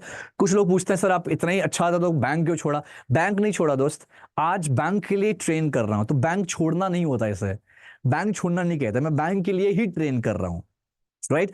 तो बैंक छोड़ना नहीं है, बैंक एग्जैक्टली बैंक, क्योंकि जो बैंकिंग में काम कर रहे हैं उनसे ज्यादा रिसर्च मुझे करना पड़ता है, उनसे ज्यादा अपडेटेड रहना पड़ता है। मैं अपडेटेड रहूंगा तभी मैं आपको अपडेट कर सकता हूं। कहते हैं ना कि हमारे अगर गुरु ही नहीं है, हमारे गुरु ही को कुछ नहीं पता, तो वो क्या क्या शिष्य बनाएंगे? करेक्ट। कहीं शिष्य फंसता है तो गुरु के पास ही जाएगा, तो वही चीज मुझे भी करना रहता है। ऑलराइट, अब यहाँ पे एग्जांपल दे रहा था, अगर वो लोग सोचे होते तो वो लोग आगे नहीं बढ़ पाते यार। तो आपको सोचना नहीं, आपके सामने इंटरव्यू में हजार लोग हो, लाखों लोग हो, आपसे बेटर दिखने में हो, हर चीज बेटर हो, ठीक है, काम रहो, पेशेंस रहो, कोई बात नहीं, दैट्स फाइन, ठीक है, हो जाएगा। इंटरव्यू में जाके जो करना है वो इंटरव्यू में करो, जो करना है वो इंटरव्यू में करो। मैं अपना एग्जांपल दूंगा दोस्तों, मैं अपने बारे में बताता हूं। मैं एक इंटरव्यू में गया था, एक बैंक में गया था। उसके पहले जब मैंने अपना बैंकिंग करियर शुरू किया था, एक कंपनी में 4 साल काम किया था। 4 साल में मैं लाइक ग्राउंड लेवल पे ही रहा, क्योंकि वो बैंक बहुत नया बैंक था, न्यूली स्टैब्लिश्ड बैंक था। उसके बाद दूसरे एक बड़े बैंक में मैंने जब जाके इंटरव्यू दिया दोस्तों, तो वहां पे सेल्स के लिए इंटरव्यू था, वो सेल्स का इंटरव्यू था, रिलेशनशिप मैनेजर का इंटरव्यू था। वहां पे दोस्तों पता है, वहां पे जब मैंने देखा लोगों को, यार काफी एक्सपीरियंस बंदे थे जो सेल्स में 10-10 साल, 5-5 साल, 6-6 साल से काम कर रहे हैं। मैं सेल्स में तो 6 महीना काम किया सिर्फ, अपने पुरानी कंपनी में सिर्फ 6 महीना काम किया था, राइट, कोर सेल्स में। तो मुझे मुझे आता बहुत कुछ था, लेकिन मैं डर रहा था, मुझे डर तो लग रहा था। लेकिन पता है, वहां पे कम से कम मेरे ख्याल से 20-25 लोग होंगे जो इंटरव्यू देने आए थे। उन 20-25 में से सिर्फ 2 लोग सिलेक्ट हुए थे, एक मैं था और एक दूसरे यस बैंक का कोई था, बस हम 2 लोग सिलेक्ट हुए थे। कहने का मतलब है आपको अपने पर विश्वास करना है तो ही चीजें होंगी, आप विश्वास नहीं करोगे तो चीजें नहीं हो पाएंगी। और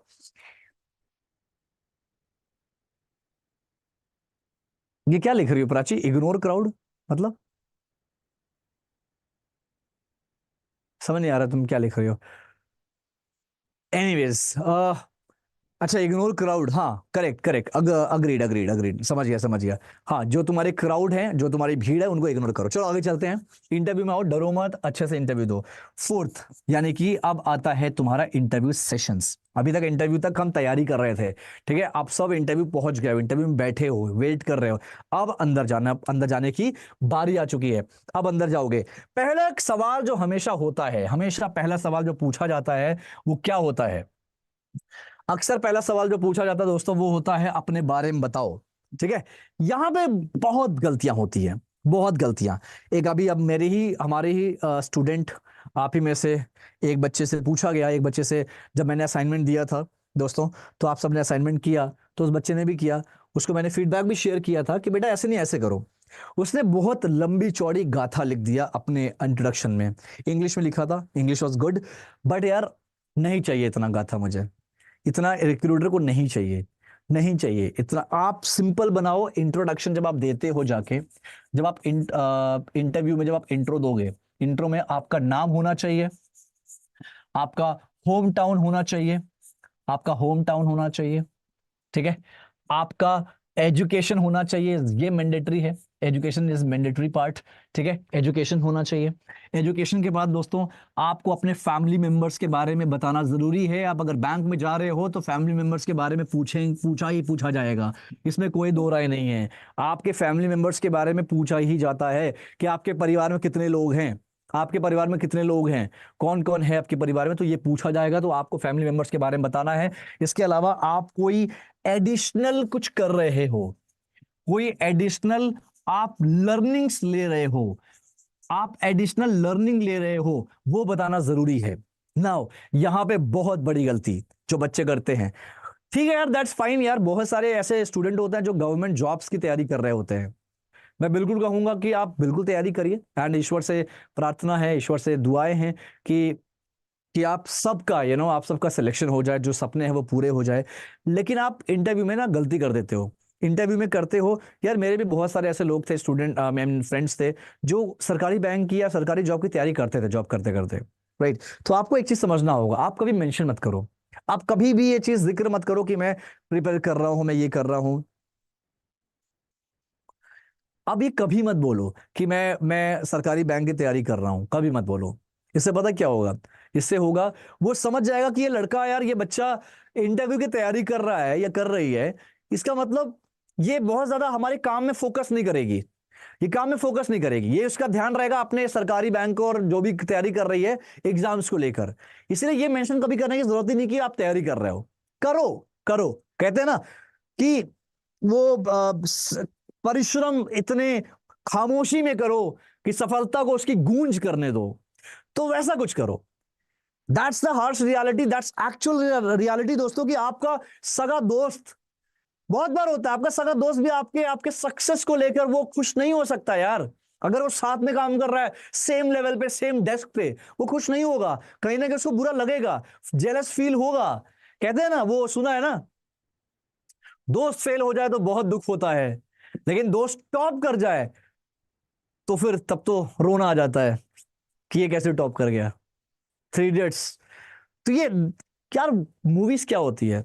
मूवीज सोसाइटी का मिरर होता है, सोसाइटी का शीशा होता है, जो सोसाइटी में चलता है वही चीज मूवीज में दिखाते हैं। That's again the reality. आपको ये चीजें समझनी होगी दोस्तों, ठीक है। तो सिंपल सी बात है, आप जो भी कर रहे हो बड़े शांति से करो, बड़े शांति से करो, खामोश होके करो।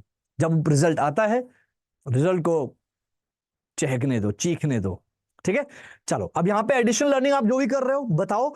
आप अगर प्रिपरेशन कर रहे हो गवर्नमेंट जॉब की, कभी मत बताओ, कभी मत बताओ, ये नेगेटिव इंपैक्ट करता है। ठीक है, इसके ये अपने इंट्रोडक्शन में इतना ही रखो। आपको बहुत ज्यादा और ज्यादा बहुत तेज से आपको इंट्रोडक्शन आ रहा है, बहुत तेजी से अगर आपको इंट्रोडक्शन आ रहा है ना, कहते हैं ना बहुत तेजी से आई है, तो बहुत तेजी से अगर आपको इंट्रोडक्शन आ रही है तो आप ज्यादा लिखना है तो स्ट्रेंथ लिख दो यार, यहाँ पे स्ट्रेंथ लिख दो, सिंपल है यार। आप चलो यार बात करते हैं थोड़ा, रजनी रजनी से बात करते हैं, बहुत टाइम हो गया बात नहीं किए तो। काफी, अभी 17 पीपल आर वॉचिंग। तो दोस्तों अगर 17 लोग तुम लोग देख रहे हो तो मैं बस यही कहूंगा, इससे बने रहो, इस सेशन से। सेशन बहुत इंटरेस्टिंग है, ये आपको कहीं नहीं मिलने वाला, इस बात की मैं गारंटी देता हूं, ना यूट्यूब पे ना गूगल पे। और चैनल पे नए हो तो अभी बीएफएसआई अड्डा को फॉलो करो। रीजन बीइंग, ये एक ऐसा चैनल है जो आपको बहुत कुछ, बहुत इंफॉर्मेशन देगा, ना सिर्फ बैंकिंग वालों के लिए है। ये आप कुछ भी कर रहे हो, आप ये चैनल फॉलो करो, क्योंकि आपको बहुत सारे फैक्ट्स, यूनिक चीजें और फाइनेंस कैसे मैनेज करते हैं वो भी आपको मिलेगा। तो रजनी से बात करते हैं। रजनी हाय, क्या हाल चाल? Yes sir, good morning sir. कैसे हो रजनी? हाँ sir, fine sir, what about you? भैया मैं भी बहुत बढ़िया, बहुत बढ़िया, thank you so much. Sorry, मैं एक मैसेज पढ़ रहा था, एक कमेंट पढ़ रहा था, प्राची का एक कमेंट है कि सर अगर सेल्स में जॉब लग गई फिर कुछ मंथ में गवर्नमेंट में सिलेक्शन हो गया तो कैसे मैनेज करेंगे? मतलब तो ये सेल्स की जो जॉब कर रही है वो छोड़ देना, गवर्नमेंट जॉब ज्वाइन कर लेना, ये कैसा क्वेश्चन था बाय द वे? कैसा क्वेश्चन था ये? क्या तुम क्या साथ में दोनों जगह नौकरी करना चाहती हो? है, जेल हो जाएगी तुम्हें, जेल जेल हो जाएगी अगर साथ में दो जगह नौकरी करोगी। साथ में दो जगह नौकरी नहीं कर सकते, एक ही जगह नौकरी कर सकते हैं, राइट? सेल्स में, अरे है तो सेल्स तो प्रोफाइल है यार, काम तो बैंक में करोगी ना, काम तो किसी कंपनी में करोगी ना, एक ही जगह काम कर सकते हो। ठीक है, बताओ रजनी। यस रजनीकांत, तो आइला रसकला माइंडेड रजनीकांत। तो रजनीकांत एक बात बताओ, अगर मैं तुमसे पूछूं कि ये क्या लिखा है? Strength sir, strength. तो स्ट्रेंथ अगर पूछूं क्या होता तो क्या बताओगे? मत बताओ वैसे, बाय द वे मुझे सुनना नहीं है स्ट्रेंथ, तुम क्या जो भी है स्ट्रेंथ तुम्हारा। मुझे वीकनेस बताओ, मुझे वीकनेस क्या है तुम्हारी वो बताओ। सर वैसे वीकनेस तो मैं अपने आप में देख नहीं पाता हूँ वैसा। लेकिन सर हाँ, एक है कि जो मेरा हैंड राइटिंग जो है थोड़ा खराब है। तो मैं मतलब वो समझ में आता है कि हैंड राइटिंग थोड़ा खराब है, लेकिन वो नॉन इम्पैक्ट है, वो मेरे ऊपर इम्पैक्ट नहीं करता है वो चीज़। तो हाँ सर, मैं थोड़ा उस पर काम कर रहा हूँ, बस ये चीज़ लगता है। और वैसे कोई वीकनेस हमको अपने आप में समझ नहीं आता गुड है। जॉब, गुड जॉब, बहुत बढ़िया। मतलब तुमने एक, मैंने गाइस जो जिनको नहीं पता, मैंने एक वीडियो बना रखा है इंटरव्यू का। ये थोड़ा जितना एक्सप्लेन यहाँ पे कर रहा हूँ इससे थोड़ा एक्सप्लेन है वहां पे तो, लेकिन ये सब चीजें बता रखी है। अगर आपको कोई वीकनेस पूछता है तो अभी अभी आप ही में से एक स्टूडेंट ने बोला कि सर मैं बहुत इमोशनल हूँ, मैं उस दिन बताना भूल गया था। बच्चे ने बोला मैं बहुत इमोशनल हूँ। अरे इमोशनल इमोशनल मत बताओ भाई, मत बताओ, नेगेटिविटी की तरफ जा रहे हो आप नेगेटिविटी की तरफ मत जाओ। सर आप, मैं इमोशनल हूं सर, मैं कई सारी चीजें एक साथ नहीं कर पाती सर, फिर नेगेटिविटी। सर जब बहुत ज्यादा शोर शराबा होता है मैं काम नहीं कर पाती, नेगेटिविटी। सर लड़ाई झगड़ा होता है मैं, मुझे बर्दाश्त नहीं होता, मैं किसी को मार देता हूं, नेगेटिविटी। सर फिर से कहीं लड़ाई झगड़ा होता है तो मुझसे, मैं देख नहीं पाती, मैं रोने लगती हूँ, नेगेटिविटी। बहुत सारे सिचुएशंस आप नेगेटिविटी में लाते रहते हो, लाते रहते हो। एक बच्चा पूछा सर आपकी पहली जॉब कौन से एज में हुई थी? मेरी पहली जॉब हुई थी, बता दूं, 19 साल की उम्र में। मेरी पहली जॉब हुई थी 19 साल की उम्र में। मैं इलाहाबाद का रहने वाला हूँ, वहां पे एक कंपनी है, इंटरनेशनल बीपीओ थी वो, इंटरनेशनल कस्टमर केयर था वो बेसिकली। तो मैंने 1 साल 10 महीना लिया था अपनी इंग्लिश को इंप्रूव करने में। बहुत अच्छी स्टोरी है वो भी, कि मेरी बहुत बेइज्जती हुई थी तो मैंने अपने ऊपर काम किया, मैंने इंग्लिश और पर्सनालिटी पे काम किया। देन वापस आके इंटरव्यू दिया, जिसने मेरी बेइज्जती की थी उसने वापस इंटरव्यू लिया था मेरा।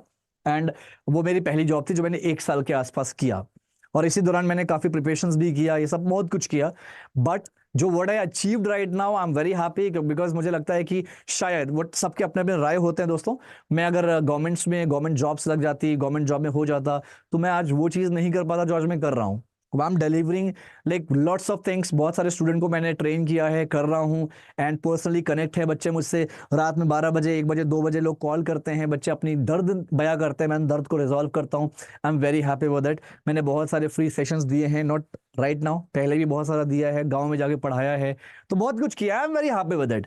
ठीक है, एनीवेज नेगेटिविटी बहुत सारी है दोस्तों, अपने वीकनेस को मत बताओ। जैसे रजनी ने अभी वीकनेस को बोला, सर मेरे पास कमजोरी, वीकनेस, सर खामियां तो हर इंसान के अंदर होती है, मेरे अंदर भी कुछ ना कुछ खामियां हैं, लेकिन मुझे वो खामियां ऐसी नहीं कि मैं उसको ऑब्जर्व कर पाऊं, क्योंकि वो बहुत ऐसी खामी है, ऐसी वीकनेस होगी जो शायद कहीं ना कहीं मेरे इम्पैक्ट, मेरे काम को मुझे इम्पैक्ट ही नहीं करती, तो वो वीकनेस मैं वीकनेस मानता ही नहीं। जैसे एग्जांपल के तौर पे सर अगर मैं बताऊं, तो मेरी मेरी राइटिंग बिल्कुल खराब है।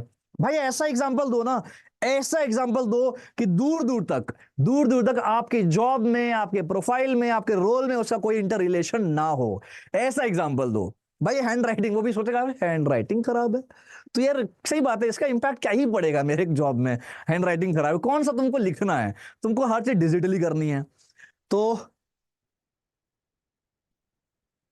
अरे, तो ये चीजें हैं। और स्ट्रेंथ हो गया, स्ट्रेंथ में क्या बताना होता है दोस्तों, स्ट्रेंथ में आप बताओ हमेशा वो सारी चीजें जो एक जॉब के लिए, उस जॉब के लिए, जिस जॉब आप करने जा रहे हो, जो रोल आप लेने जा रहे हो, उस रोल में जो जो स्ट्रेंथ की जरूरत है, जो जो स्किल्स की जरूरत है, आप वो स्किल्स यहां पे मेंशन करो।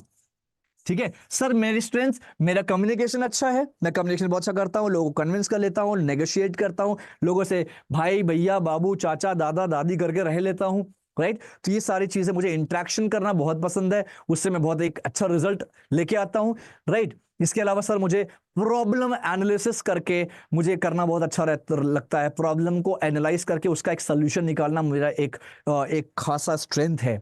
राइट, दोस्तों अपने इंट्रोडक्शन में यही सब लिखना, आपका नाम, आपका home town, education, family members, additional learning क्या कर रहे हो, गवर्नमेंट जॉब कर रहे हो, तैयारी कर रहे हो तो बिल्कुल मत बोलना, स्ट्रेंथ क्या है, ये सारी चीजें आपको इंट्रोडक्शन में देनी होती है अपने बारे में। राइट, अगर आप आगे बढ़ते हैं दोस्तों, नेक्स्ट क्वेश्चन जो आता है, नेक्स्ट क्वेश्चन जो सेकंड क्वेश्चन आता है वो ये आता है कि कंपनी के बारे में क्या जानते हो, ये जो जिस कंपनी में इंटरव्यू के लिए आए हो, जिस बैंक में इंटरव्यू के लिए आए हो, इसके बारे में क्या जानते हो, चाहे चाहे आपका गवर्नमेंट बैंक हो या प्राइवेट बैंक हो, क्या जानते हो। नाउ देखो यार, इसकी तैयारी बहुत बच्चे करते हैं, इसकी तैयारी बच्चे क्या करते हैं, करके आते हैं कि सर मुझे पता है बैंक के बारे में, बैंक का नाम पता है, नाम बताते हैं, बैंक कब स्टार्ट हुई, बैंक का जो फाउंडर है वो बताते हैं, उनको लगता है ये बैंक के बारे में इंफॉर्मेशन यही है, ये इंफॉर्मेशन नहीं है, ये 50% है। अब बैंक के बारे में तुम्हें क्या क्या पता करना होता है, कंपनी में अगर इंटरव्यू देने जाते हो, बैंक में इंटरव्यू देने जाते हो, तो क्या क्या आपको पता करना है कि वहां पे आपका जो शॉर्ट लिस्टिंग रेशियो है, जो आपका आपका जो एक जो एक वेटेज है, किसका, पॉजिटिविटी का एक वेटेज है सेलेक्ट होने का, वो बढ़ जाएगा। नंबर वन, कंपनी का नाम तो सबको पता है, कंपनी का विजन क्या है, कंपनी का विजन, विजन और टैगलाइन को हमेशा रिलेट करो, जो उसका विजन है उसको टैगलाइन से हमेशा रिलेट करो, टैगलाइन और विजन हमेशा एक जैसा होता है, मतलब अलग, मतलब एक होता है, लिखते अलग अलग है, उनका टैगलाइन का जो विजन है और जो उनका एक्चुअली विजन है वो हमेशा सेम रहेगा। राइट, बस लिखते अलग अलग है, टैगलाइन पता होना चाहिए, विजन पता होना चाहिए, कब स्टार्ट हुई, कौन से साल में, फाउंडिंग मेंबर्स कौन कौन है ये पता होना चाहिए आप सबको, फाउंडिंग मेंबर्स कौन कौन है इसके, वो पता होना चाहिए दोस्तों। ठीक है, विजन हो गया, टैगलाइन हो गया, ईयर हो गया, फाउंडिंग मेंबर्स हो गए। राइट, फाउंडिंग मेंबर्स, और टॉप मैनेजमेंट में कौन कौन है इस वक्त, टॉप मैनेजमेंट में कौन कौन है इस वक्त, टॉप मैनेजमेंट में कौन आता है, सीईओ कौन है, ठीक है, डायरेक्टर कौन है, दो तीन एक दो डायरेक्टर पता होना चाहिए आपको, सीएफओ कौन है, सबसे इंपॉर्टेंट चीज पता होना चाहिए, सीटीओ भी पता कर लोगे तो कुछ हो नहीं जाएगा। राइट, तो ये सब प्रोएक्टिव वाले काम है दोस्तों, प्रोएक्टिव वाले। अब आगे अगर बात करूं, टॉप मैनेजमेंट के बाद क्या होना चाहिए पता आपको, टॉप मैनेजमेंट हो गया आपका, टॉप मैनेजमेंट के बाद आपको पता होना चाहिए दोस्तों कि जो कंपनी है, कंपनी का इन्वेस्टर कौन है। क्या सर ये क्या बोल रहे थे, पहली बार सुन रहे हैं, जी हाँ, कंपनी या बैंक उसका इन्वेस्टर कौन है, यानी कौन ऐसी कंपनी है जो इन कंपनीज में इन्वेस्ट कर रही है, कौन ऐसी कंपनी है जो इन कंपनी में पैसा लगा रही है। कोई भी कंपनी बिना इन्वेस्टर के नहीं चलती, या तो उनकी कोई पेरेंट कंपनी होती है इन्वेस्ट करती है, राइट, या तो कोई बाहर का इन्वेस्टर आके उन कंपनी में इन्वेस्ट करता है। राइट, तो इन्वेस्टर कौन है, इसके अलावा आपको प्रोडक्ट तो भैया एकदम अच्छे से आपके खून में, नसों में होना चाहिए उस बैंक का, उस कंपनी का प्रोडक्ट क्या है, राइट। उस बैंक का, उस कंपनी का प्रोडक्ट क्या है, बहुत अच्छे से आपको पता होना चाहिए। इसके अलावा उस कंपनी का बिजनेस क्या, उस कंपनी का बिजनेस या सेल्स या मार्केटिंग, फिर से सुनना, उस कंपनी का बिजनेस या सेल्स या मार्केटिंग स्ट्रैटेजी क्या है, मार्केटिंग स्ट्रैटेजी क्या है, उस कंपनी का बिजनेस सेल्स मार्केटिंग स्ट्रैटेजी है क्या। अगर वो कंपनी ग्रो कर रही है बहुत ज्यादा, तो ग्रो क्या कर रही है, किस बेस पे कर रही है, स्ट्रैटेजी क्या है उसकी ग्रो करने की, राइट। तो business sales and marketing strategy क्या है इस कंपनी की, वो आपको पता होना चाहिए दोस्तों। इसके अलावा सबसे इंपॉर्टेंट पार्ट जो कि है प्रॉफिट रेशियो। प्रॉफिट रेशियो मतलब कंपनी पिछले 3 साल में क्या प्रॉफिट है, इसका क्या प्रॉफिट है, मतलब 200 करोड़ का है, 100 करोड़ का है, 1000 करोड़ का है, 500 करोड़ का है, तो कितना प्रॉफिट है हर साल, 21 से 22 का, 22 से 23 का, 23 से 24 का। तो आपको ये बताना होगा। आप सोचो, अगर आप ये बताते हो, नहीं, कभी भी क्राइसिस के बारे में मत बताना यार, कभी भी क्राइसिस के बारे में इंटरव्यू मत बताना, तुम नेगेटिव पॉइंट पे जा रहे हो, क्राइसिस के बारे में नहीं बताना लोकेश, ठीक है लोकेश, क्राइसिस के बारे में धोखे से भी मत बताना। क्राइसिस के बारे में अगर आप बताते हो, इट मींस आप पहले पॉजिटिविटी बताओ ना यार, इतना कुछ बताने को है, crisis is a secondary part, मत बताओ जब तक पूछा ना जाए। तुम्हें बहुत कुछ पता है कंपनी के बारे में, कंपनी के बारे में, कंपनी का नाम, कंपनी का vision, tagline, year, founding members, top management, CEO, director, CPO, CTO, investor, product, business, sales, marketing strategy, profit ratio, आपको बहुत कुछ पता है। सोचो अगर कोई और जाएगा इंटरव्यू देने, तो वो बताएगा ये, वो बताएगा ये, ठीक है, और बताएगा ये, और क्या बताएगा, और थोड़ा बहुत ये बताएगा, बस। सोचो आप कितना आगे चल रहे हो उससे। और इतना अगर आप बता दिए, ट्रस्ट मी गाइस, इतना अगर बता दिए तो आपको यहीं पे आपका वेटेज बढ़ जाएगा सिलेक्शन होने का।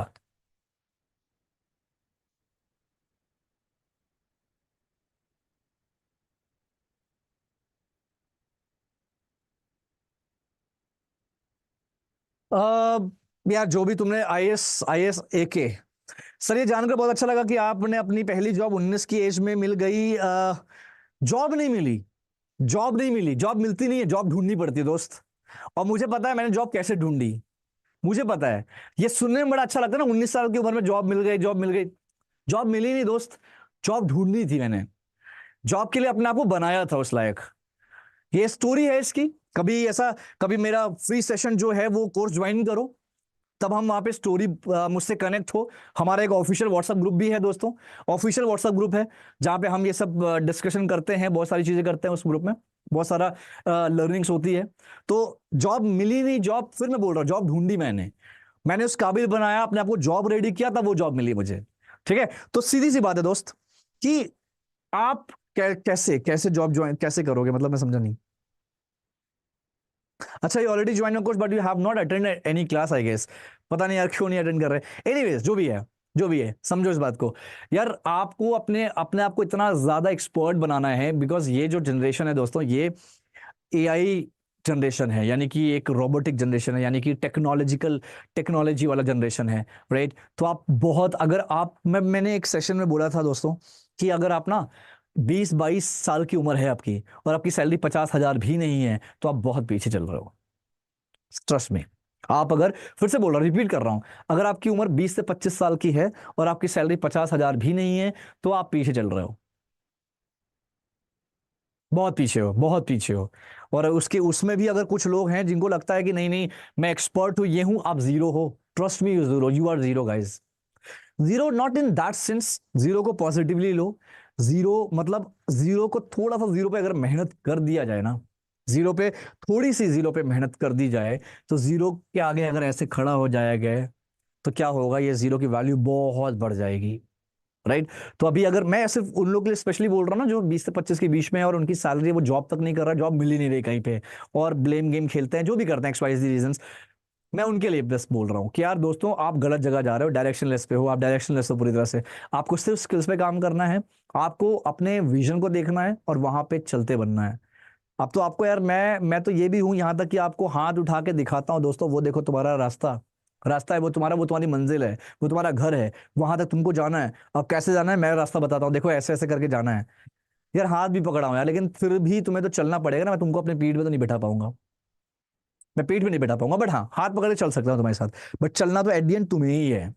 अगर ये इतना कुछ मिल रहा है उसके बाद भी आपके पास प्रॉब्लम है, Abhishek is my name, okay Abhishek, I don't know Abhishek, I am मुझे कुछ आइडिया नहीं है तुम्हारे बारे में अभिषेक, क्योंकि मैं अपने ऑलमोस्ट बच्चों जो स्टूडेंट है मेरे उनसे मैं जिनसे कनेक्टेड हूँ, जो मुझे अपने फीडबैक आई मीन अपने अपने असाइनमेंट शेयर करते हैं, दैट्स गुड यार। ठीक है एनीवे चलो आगे चलते हैं।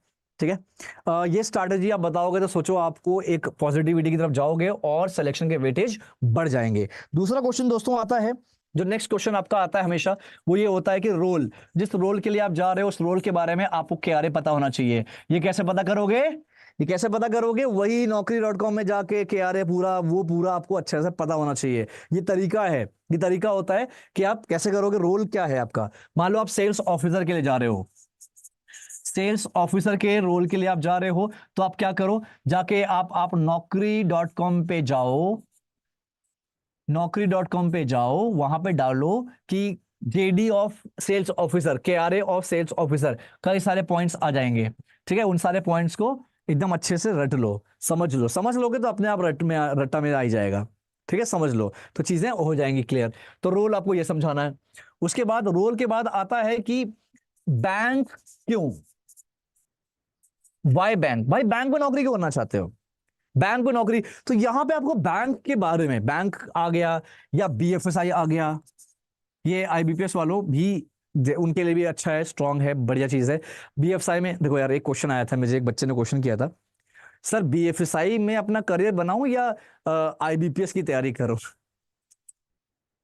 मेरा यार एक ही क्वेश्चन था, मैंने ये, मुझे हंसी इसलिए आई ना क्योंकि मैं स्टार्टिंग से बीएफएसआई बीएफएसआई बीएफएसआई कर रहा हूं यार, पता है। उसके बाद और वो बच्चा इस चैनल, जो चैनल हमारा है बीएफएसआई अड्डा 24/7, उसको फॉलो भी किया है। उसके बाद उस क्वेश्चन, उसका क्वेश्चन यही था, ये कमेंट किया था उसने बल्कि किसी एक वीडियो पे, कि बीएफएसआई करूं या आईबीपीएस में अपना करियर बनाऊं। तो बच्चों बीएफएस आईबीपीएस क्या है, आईबीपीएस एक इंस्टीट्यूट है जो आपको बैंक के एग्जाम्स कराता है और बैंकों की ट्रेनिंग कराता है। कुछ सरकारी बैंक है एसबीआई छोड़ के, कुछ सरकारी बैंक्स हैं, उनकी वो ट्रेनिंग कराता है और उनकी वो एग्जाम्स कंडक्ट कराता है, राइट। और जब आप सरकारी बैंक में जाते हो, अगर आपका क्वेश्चन ये है कि सर सरकारी बैंक में जाऊं या बीएफएसआई में जाऊं, तो ये भी गलत क्वेश्चन है दोस्तों। बीएफएसआई का मतलब होता है बैंक, फाइनेंस और इंश्योरेंस, या हर तरह की वो कंपनी, हर तरह की वो सेक्टर जो पैसों में लेन देन करते हैं, राइट। आपका बैंक हो गया, फाइनेंस कंपनी हो गई, इंश्योरेंस हो गया, आपका स्टॉक ब्रोकर कंपनी हो गई, आपके एसेट मैनेजमेंट कंपनी हो गई, माइक्रो फाइनेंस हो गया, नॉन बैंकिंग फाइनेंस एनबीएफसी हो गए, ये सब क्या है, ये सब आपके बीएफएसआई का पार्ट है। चाहे वो सरकारी हो या प्राइवेट हो, उससे मतलब नहीं होता, राइट। तो आपके जितने भी सरकारी बैंक्स हैं, जितने भी सरकारी इंस्टीट्यूशंस हैं, फाइनेंस वाले, जितने भी सरकारी एलआईसी, सॉरी लाइफ इंश्योरेंस की कंपनीज हैं, ये सब बीएफएसआई का पार्ट है दोस्तों। ये क्लियर कर लो, ये बहुत कंफ्यूजन होता है बच्चों को, ये सब बीएफएसआई का हिस्सा है। ठीक है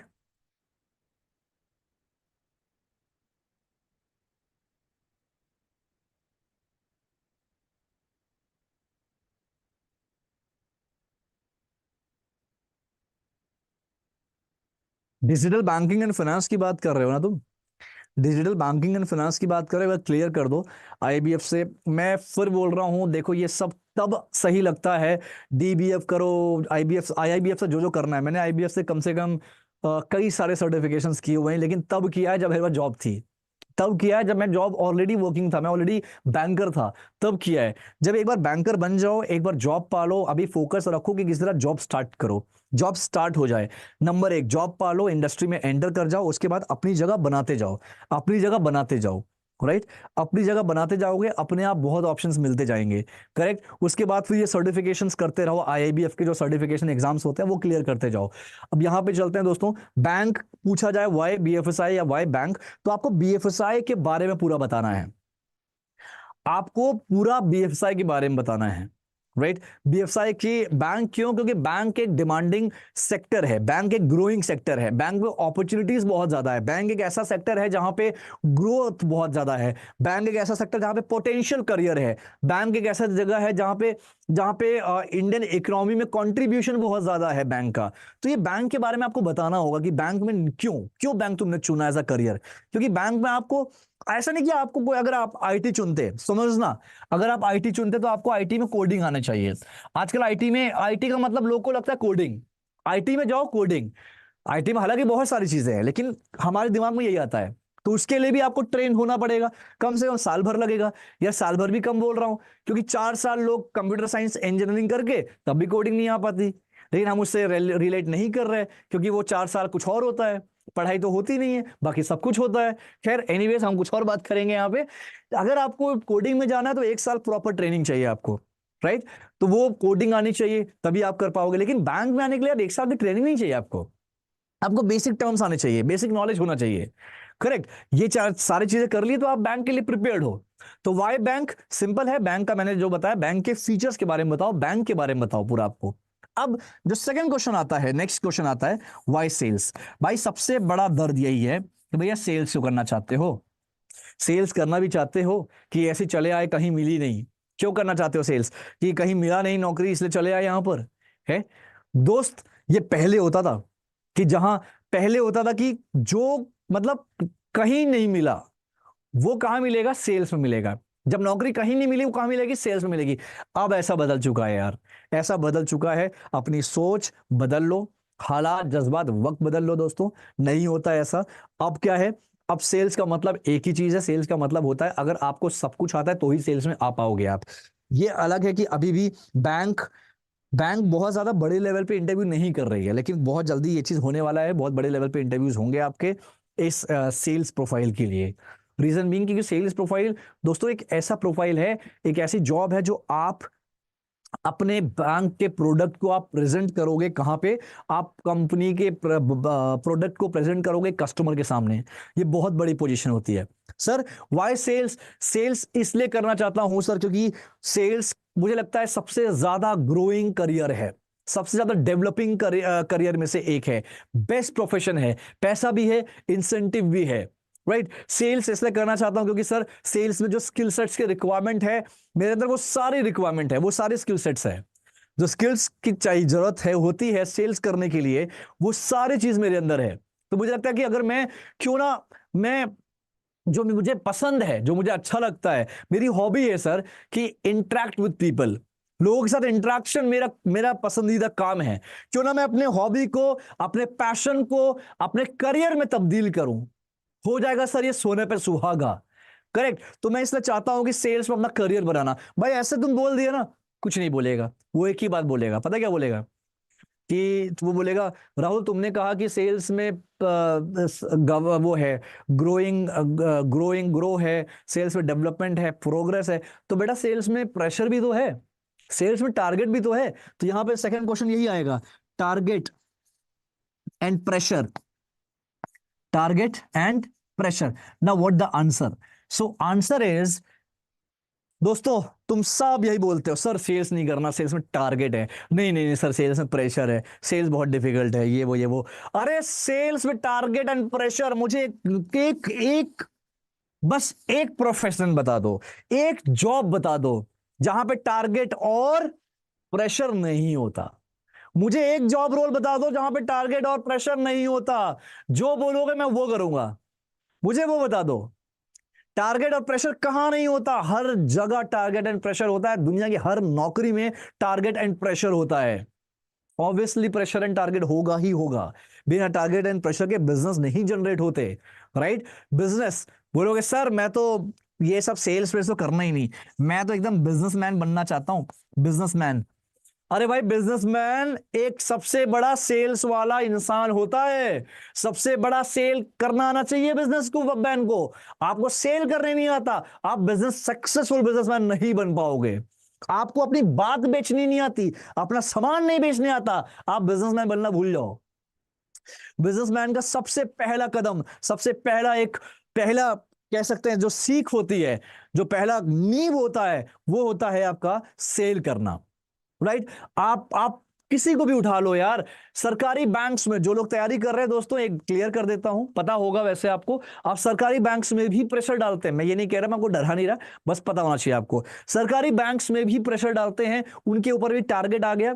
हाँ, टारगेट ये उन बोलते हैं, जैसे मैं काम कर रहा हूं टेलर पे, मैं कैश काउंटर में काम कर रहा हूं, तो मेरे ऊपर आएगा प्रेशर, मुझे बोला जाएगा, मुझे बोला जाएगा कि मुझे कुछ नहीं पता, आज मुझे एक करंट अकाउंट लेकर आएगा, लेकर आओगे तुम, मुझे नहीं पता आज तुमको 50,000 का फिक्स डिपॉजिट लाना ही लाना है, मुझे नहीं पता तुम्हें ये करना ही करना है। तो ये प्रेशर डाला जाएगा, ये डाला जाता है सरकारी बैंक्स में भी, राइट। तो ओवरऑल आपके पास कोई ऑप्शन नहीं है। करेक्ट। बोलोगे डॉक्टर, सर डॉक्टर के पास प्रेशर नहीं होता, अच्छा जी, ऐसी बात, ठीक है, चलो प्राइवेट हॉस्पिटल चलो, चलो प्राइवेट हॉस्पिटल्स दिखाता हूं क्या होता है, चलो प्राइवेट हॉस्पिटल्स। डॉक्टर बोलेगा अरे साहब क्या बोला जाए, डॉक्टर बड़ा है, जू सीनियर डॉक्टर है, तो वो बहुत वैसी बात करेगा, डिसिप्लिन वाली बात करेगा, बड़ी बड़ी बातें करेगा, लेकिन वो सीनियर डॉक्टर है, वो क्या है, सीनियर डॉक्टर। कहां काम कर रहा है, प्राइवेट हॉस्पिटल में। कहां काम कर रहा है, हॉस्पिटल में। यार हॉस्पिटल का मालिक तो होगा ना कोई, हॉस्पिटल कोई मालिक तो होगा, वो प्रेशर डालता होगा एक बिजनेस टीम पे, बिजनेस टीम डालती होगी प्रेशर डॉक्टर पे। करेक्ट। तो हर जगह दोस्तों, हर जगह प्रेशर और टारगेट होता है, कहीं असाइंड टारगेट होता है, कहीं टारगेट असाइन नहीं होता, बट टारगेट होता है। मैंने बैकएंड में काम किया यार, मैंने बैंक के बैकएंड्स में काम किया है, मुझे पता है, मुझे पता है। जब मैं सेल्स में आया, मेरा सेल्स में आने का सबसे बड़ी वजह थी, जब मेरी पहली बैंक जब मैंने ज्वाइन किया, तो वहां पे दोस्तों मैंने बैकएंड से, मुझे बैकएंड में रखा गया था, मैंने बैकएंड में काम किया, साल भर में पूरा बैकएंड सेटअप समझ लिया, सब कुछ समझ लिया। उसके बाद मैं ब्रांच बैंकिंग में आ गया, ब्रांच बैंकिंग में काम किया, रिटेल बैंकिंग, कैश काउंटर, सब जगह काम किया, सर्विस, कस्टमर सर्विस। उसके बाद मैंने फिर सेल्स में एंटर किया, ये देखने के लिए कि सेल्स में क्या है, सेल्स को भी आजमा लेते हैं, क्योंकि मैंने कभी सेल्स में काम नहीं किया था, और हर पूरे बैंक में काम कर लिया था, पूरे अलग अलग वर्टिकल में काम कर लिया था। जब मैंने दोस्तों बैकएंड में, जब मैं काम करता था बैकएंड में, तो बैकएंड में मेरी टाइमिंग जनरली होती है 9:30 से 6:30, आज भी यही सब टाइमिंग हर जगह है बैंक्स में, 9:30 से 6:30। बट मैं 9:30 बजे, 9:25, 9:15 बजे आ जाता था। भैया आने का टाइम तो 9:25, 9:20 था, लेकिन जाने का मेरा कोई टाइम नहीं था।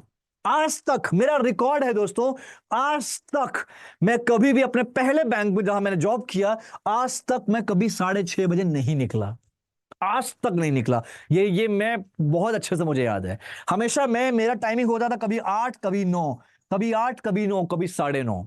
और कई दफा नॉट रिपीटेडली, नॉट बार लगातार नहीं, बट कई दफा 4 साल के करियर में कम से कम 8 से 10 बार, या कई ज्यादा ही बोल लो, 12-15 बार बोल लो, 12-15 बार दोस्तों, 12 से 15 बार, 12 से 15 बार मैं रात रात भर रुका हूं। रात, मैं वो मार्च क्लोजिंग की बात हटा के बता रहा हूं, मार्च क्लोजिंग जो होता है उसको हटा दो, 12 से 15 दिन, 12 से 15 बार ऐसा हुआ है कि मुझे रात भर मुझे रुकना पड़ा। मतलब मैं 9:30 बजे आया, है ना, आज 9:30 बजे आया, और कल शाम को 9 बजे अपने घर जा रहा हूं। बैकएंड की बात सुन लो, बैकएंड में जो लोग जाते हैं, बैकएंड बैकएंड बैकएंड, ये दिस इज द रियलिटी। बहुत, क्योंकि यार आप अगर कहीं काम करोगे, यार देखो, आप लोअर परफॉर्मर हो, लोअर परफॉर्मर रहोगे तो जिंदगी भर लोअर रहोगे, कहीं आगे नहीं बढ़ पाओगे, राइट। मैं लोअर परफॉर्मर नहीं था, मैं था वहां पे आउटस्टैंडिंग परफॉर्मर, क्योंकि मैं पूरी चीज देखता था, मैंने 2-3 प्रोसेस सेटअप किया, तो परफॉर्मर अच्छा था। अब परफॉर्मर अच्छा रहेगा तो क्या करेंगे लोग, आपसे ही काम करवाएंगे, क्योंकि उनको पता है ये काम करेगा तो अच्छा काम होगा, सही काम होगा, एक्यूरेसी के साथ होगा। तो मैं वो करता था, and I was in payment reconciliation, I was in payment reconciliation, जो आप लोग करते हो ना, आईएमपीएस, आरटीजीएस, एनईएफटी, ये सब, तो इनके रिकंसिलेशन प्रोसेस में था, ठीक है। तो वहां पे वो काम करता था, एंड उसके बाद मैं मूव किया रिटेल बैंकिंग में। तो रिटेल बैंकिंग में दोस्तों ठीक था, रिटेल बैंकिंग में लाइक 9:30 बजे आ रहे हो, 9:30, 9:30 बजे आ रहे हो, और 6:30 बजे तो नहीं, 7, 7:30, 8 बज जाते थे, 8 वहां भी बज जाते थे, 8 वहां भी बज जाते थे, राइट। अब सेल्स की बात करो भाई, सेल्स में trust me guys, trust me, sales में आज तक कभी भी 7 बजे के बाद काम नहीं किया मैंने, आज तक रिकॉर्ड है, बैंकिंग सेल्स में कभी भी 7 बजे के बाद काम किया ही नहीं। ग्राउंड लेवल पे जितना काम किया, मतलब ग्राउंड लेवल पे जब मैं था, कभी भी ग्राउंड लेवल, जब मुझे याद आ रहा है 6:30 बजे तक ही शायद ही कभी काम किया हो, नहीं काम किया मैंने। क्योंकि अगर आप ना काम कर रहे हो, टारगेट हो जा रहा है, कोई बात नहीं यार, आप राजा हो, टारगेट हो गया, आप राजा हो। टारगेट नहीं भी हो रहा तो भी that's fine, that's fine. Target नहीं भी हो रहा तभी कोई दिक्कत नहीं है, कोई दिक्कत नहीं है। लेकिन हाँ, 7, 6:30, 6:30, 7, 6:30, 7, बस यही टाइम होता था। आज तक 7 बजे के बाद कभी काम ही नहीं किया। राइट। तो दिस इज द रियलिटी। जो लोग बोलते हैं कि ऐसा है वैसा है, तो भाई ये सच्चाई है। तो ऐसा समझना होगा आपको, टारगेट प्रेशर हर जगह होता है, गंदा वाला होता है, गंदा वाला। करेक्ट। तो बैंक में भी टारगेट प्रेशर है। ओके। क्वेश्चन आएगा, टारगेट है, प्रेशर है, कैसे मैनेज करोगे? सर प्रेशर और टारगेट दुनिया के हर जॉब में होता है, तो बैंक में भी होगा, सेल्स में भी होगा, क्योंकि हर चीज बिजनेस पे डिपेंड करती है। बिजनेस जनरेट होगा, कमाई होगी, रेवेन्यू होगा, तो ही चीजें स्मूथ चलेगी। रेवेन्यू नहीं होगा, कमाई नहीं होगी, तो सैलरी कहां से आएगी?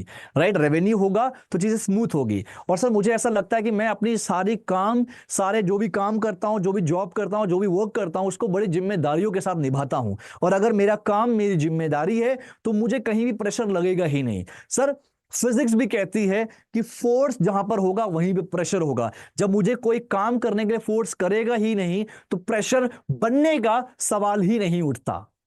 सिंपल है। तो ये सब आप ऐसे आंसर दोगे तो डेफिनेटली आपको कंसीडर किया जाएगा दोस्तों। ठीक है।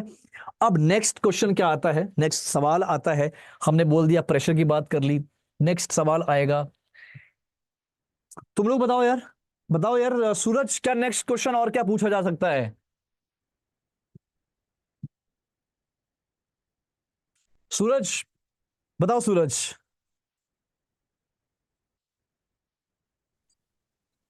सूरज सर। यादव। हाँ बताओ। Yes sir. Good evening sir. हाँ यार, good morning. Okay, good morning यार। मेरा क्या, तुम पहली बार तो मेरी क्लास ले नहीं बोनस। रहे, तुम तो मेरे काफी पुराने स्टूडेंट हो। तो let me tell you guys, जो मुझे पहली बार सुन रहे हैं, गुड मॉर्निंग का मतलब होता है जब जागो तब सवेरा। मैं हमेशा जिससे मिलता हूँ गुड मॉर्निंग बोलता हूँ, क्योंकि जब जागो तब सवेरा। एंड इसमें क्या होता है ना, नई सुबह, नई उम्मीद और नए जज्बे के साथ हम हमेशा अपने पल का, हर मोमेंट की शुरुआत करते हैं। ठीक है सूरज, तो जब जागो तब सवेरा, वेरी गुड मॉर्निंग। अब मुझे बताओ नेक्स्ट क्वेश्चन और क्या पूछा जा सकता है इंटरव्यूज में? सर ये पूछ सकते हैं कि आप साइंस बैकग्राउंड से, कॉमर्स बैकग्राउंड से हो, तो आप सेल्स में क्यों आना चाह रहे हो? वेरी गुड, चलो साइंस बैकग्राउंड, बहुत बढ़िया क्वेश्चन है। क्वेश्चन उठाया है सूरज ने, क्वेश्चन उठाया है कि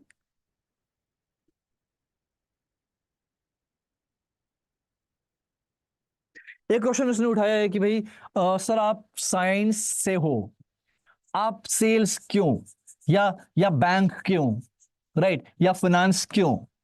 ये क्वेश्चन आता है। आपने साइंस से हो, आपने तो बीटेक किया है, आपने कंप्यूटर साइंस किया है, आपने आईटी से पढ़ाई की है, राइट। क्योंकि ये जो मात्रा है ज्यादा होती है बैंक में, बीटेक वालों की मात्रा ज्यादा होती है बैंक्स में। अब इसका आंसर कैसे होगा? एक बच्चा बीसीए किया हुआ है, एक बच्चे ने बीसीए किया है, एक ने बीएससी आईटी किया है, एक ने बीएससी आईटी किया है। आप फंस गए भाई। यार ये तो बड़ा, यार तो सोचा ही नहीं था यार, कैसे ये पूछ लिया यार सर ने, रिक्रूटर ने। अब यहाँ पे आंसर कैसे दोगे? आंसर देने का सिंपल सा मतलब है सर, जब मैं जब कॉलेज में था, जब मैंने कॉलेज शुरू किया, राइट, तो मैंने जितने भी प्रोजेक्ट्स किए, मेजर प्रोजेक्ट्स, मिनी प्रोजेक्ट्स, मैंने life projects, capstone projects, sir मैंने जितने भी प्रोजेक्ट्स किए, हर प्रोजेक्ट में जो डोमेन था, मैं आईटी में था सर, मैं आईटी में जितने भी मैंने प्रोजेक्ट किए, हर आईटी का जो डोमेन था, हर आईटी प्रोजेक्ट का जो डोमेन था सर, वो था बीएफएसआई। वो बीएफएसआई था। तो मुझे बीएफएसआई के बारे में पता नहीं था। फिर मैंने रिसर्च किया, मैं समझा बीएफएसआई क्या है एग्जैक्टली तब मुझे पता लगा कि बीएफएसआई मतलब बैंक, फाइनेंस, इंश्योरेंस की जो ये पूरा सेक्टर है, ये बहुत बड़ी इंडस्ट्री है। तब मुझे समझ में आया। तो मैंने फिर सोचा यार, मैंने और ज्यादा डीप डीप रिसर्च किया, डिटेल रिसर्च किया कि भाई इसमें करियर कैसे बनता है, इसमें करियर अपॉर्चुनिटी कितनी है, कितनी बड़ी इंडस्ट्री है। तब मुझे समझ में आया कि ये इंडिया की सबसे बड़ी इंडस्ट्री में से एक है, largest industry in the world, सबसे ज्यादा ट्रेंडिंग इंडस्ट्री, ग्रोइंग इंडस्ट्री में से एक है, सबसे ज्यादा हमारे इंडियन इकोनॉमी में कंट्रीब्यूट करने वाली सबसे बड़ी इंडस्ट्री है, सबसे मात्र इंडस्ट्री में से एक बड़ी इंडस्ट्री में से एक है। तो मैंने सोचा क्यों ना बीएफएसआई में अपना करियर बनाया जाए। तो अगर आपको ऐसे क्वेश्चंस आते हैं तो रिलेट करो, आपके पास वो स्टोरी होनी चाहिए जो स्टोरी बड़ी रियल लगे, रियलिस्टिक लगे, वैसी स्टोरी आपके पास होनी चाहिए। डेफिनेटली अगर ऐसी स्टोरी है तो आपको कंसीडर किया जाएगा।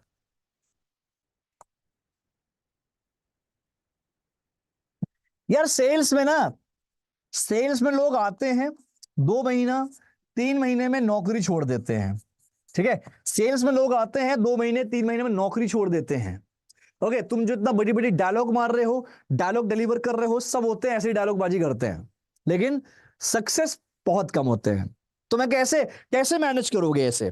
तो दोस्तों ऐसे क्वेश्चंस को सेल्स में 2-3 महीने में लोग जॉब छोड़ देते हैं, ठीक है, जॉब लीव कर देते हैं, तो आप क्या मैनेज करोगे? तो आपको बोलना है कि सर देखो, जॉब लीव करते जो हैं वो कभी भी अपने, उनका कोई विजन नहीं होता, उनका कोई कोई उनका उनका कोई ऑब्जेक्टिव नहीं होता लाइफ को लेके, कोई कोई उद्देश्य नहीं होता लाइफ को लेके, वो बहुत बहुत मजाक मजाक अपनी जिंदगी को बिता रहे हैं। सर मैं आपकी बहुत इज्जत करता हूं, आई रियली अप्रिशिएट यू कि आप मेरा इंटरव्यू ले रहे हैं, एंड सर आपके पास बहुत एक्सपीरियंस होगा, बट सॉरी टू से हो सकता है आप ज्यादातर वैसे लोगों से मिले जो जो डायरेक्शनलेस हो, जिनका कोई विजन नहीं है, जिनका कोई एम नहीं है, कोई ड्रीम नहीं है। सर मैं उनमें से नहीं हूं, मैं वो हूं जो एक बार किसी चीज में घुसता है तो पूरी तरह से उसमें उसमें एक्सपर्ट बन जाता है। सर मैं वो हूं कि अगर आज मैंने ये चीज किया, जब तक मैं कुछ अचीव नहीं कर लेता तब तक मैं छोड़ता नहीं। सर मैं वो हूं जो जो जिसका कॉन्सेप्ट है, जब तक तोड़ेंगे नहीं तब तक छोड़ेंगे नहीं। तो मुझे लगता है सर, इसलिए ये 2-3 महीने वाला कॉन्सेप्ट तो मेरा है ही नहीं। मैं एक लंबे रेस का घोड़ा हूं, हर कंपनी को, हर बैंक को लंबे रेस का घोड़ा चाहिए, मैं वो हूं। एक लंबा टर्म, लॉन्ग टर्म विजन है सर मेरा, मैं बहुत कुछ सोच कर आया हूं, इसीलिए मैं यहां पे इंटरव्यू में बैठा हूं पूरी स्ट्रैटेजी के साथ। ठीक है गाइस, ऐसे आपको बोलना है, आपको यहां बताना है कि आप क्या हो, आप लंबे रेसे घोड़े हो, लॉन्ग टर्म विजन रखते हो, आपको बहुत कुछ करना है। आपने जो तुम्हारा रिक्रूटर है उसने जो मिला होगा, जिनकी वो बात कर रहा है, वो 2-3 महीने वाले, वो डायरेक्शनलेस है, वो विजनलेस है, वो मजाक मजाक में अपनी जिंदगी जी रहे हैं। सर मुझे मजाक में अपनी जिंदगी नहीं जीनी है, करेक्ट? तो ये सब ऐसे आपको अपने आप को प्रेजेंट करना है। क्लियर है गाइस? ठीक है, नाउ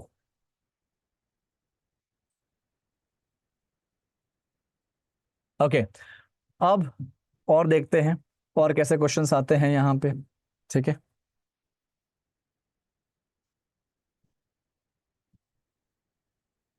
चलो और कैसे क्वेश्चंस आएंगे मैं अपने स्टूडेंट से ही पूछता हूं। प्रिया तिवारी जरा बताना बेटा, कितने और क्या क्वेश्चंस आ सकते हैं और कैसे क्वेश्चंस आएंगे इसमें? सर ये ओके बोल सकते हैं कि where do you see yourself within 5 years? ठीक है, उसके पहले बहुत इंपॉर्टेंट क्वेश्चन मैंने चैट अभी देखा है बच्चों का, कि 1-2 महीने वाला छोड़ देते हो गया,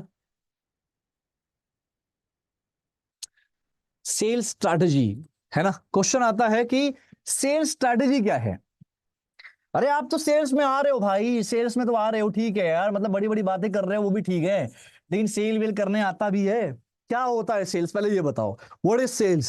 सेल्स होता क्या है भाई? मैं अगर 99% बच्चों से पूछूंगा ना, सब यही बोलते हैं सेल्स का मतलब होता है सामान बेचना। ये आप हो, राइट, और ये आपका आपकी मंजिल है क्या? Sale, right, at the end आपको सेल करना है। लेकिन ये यार, ये सेल्स नहीं होता।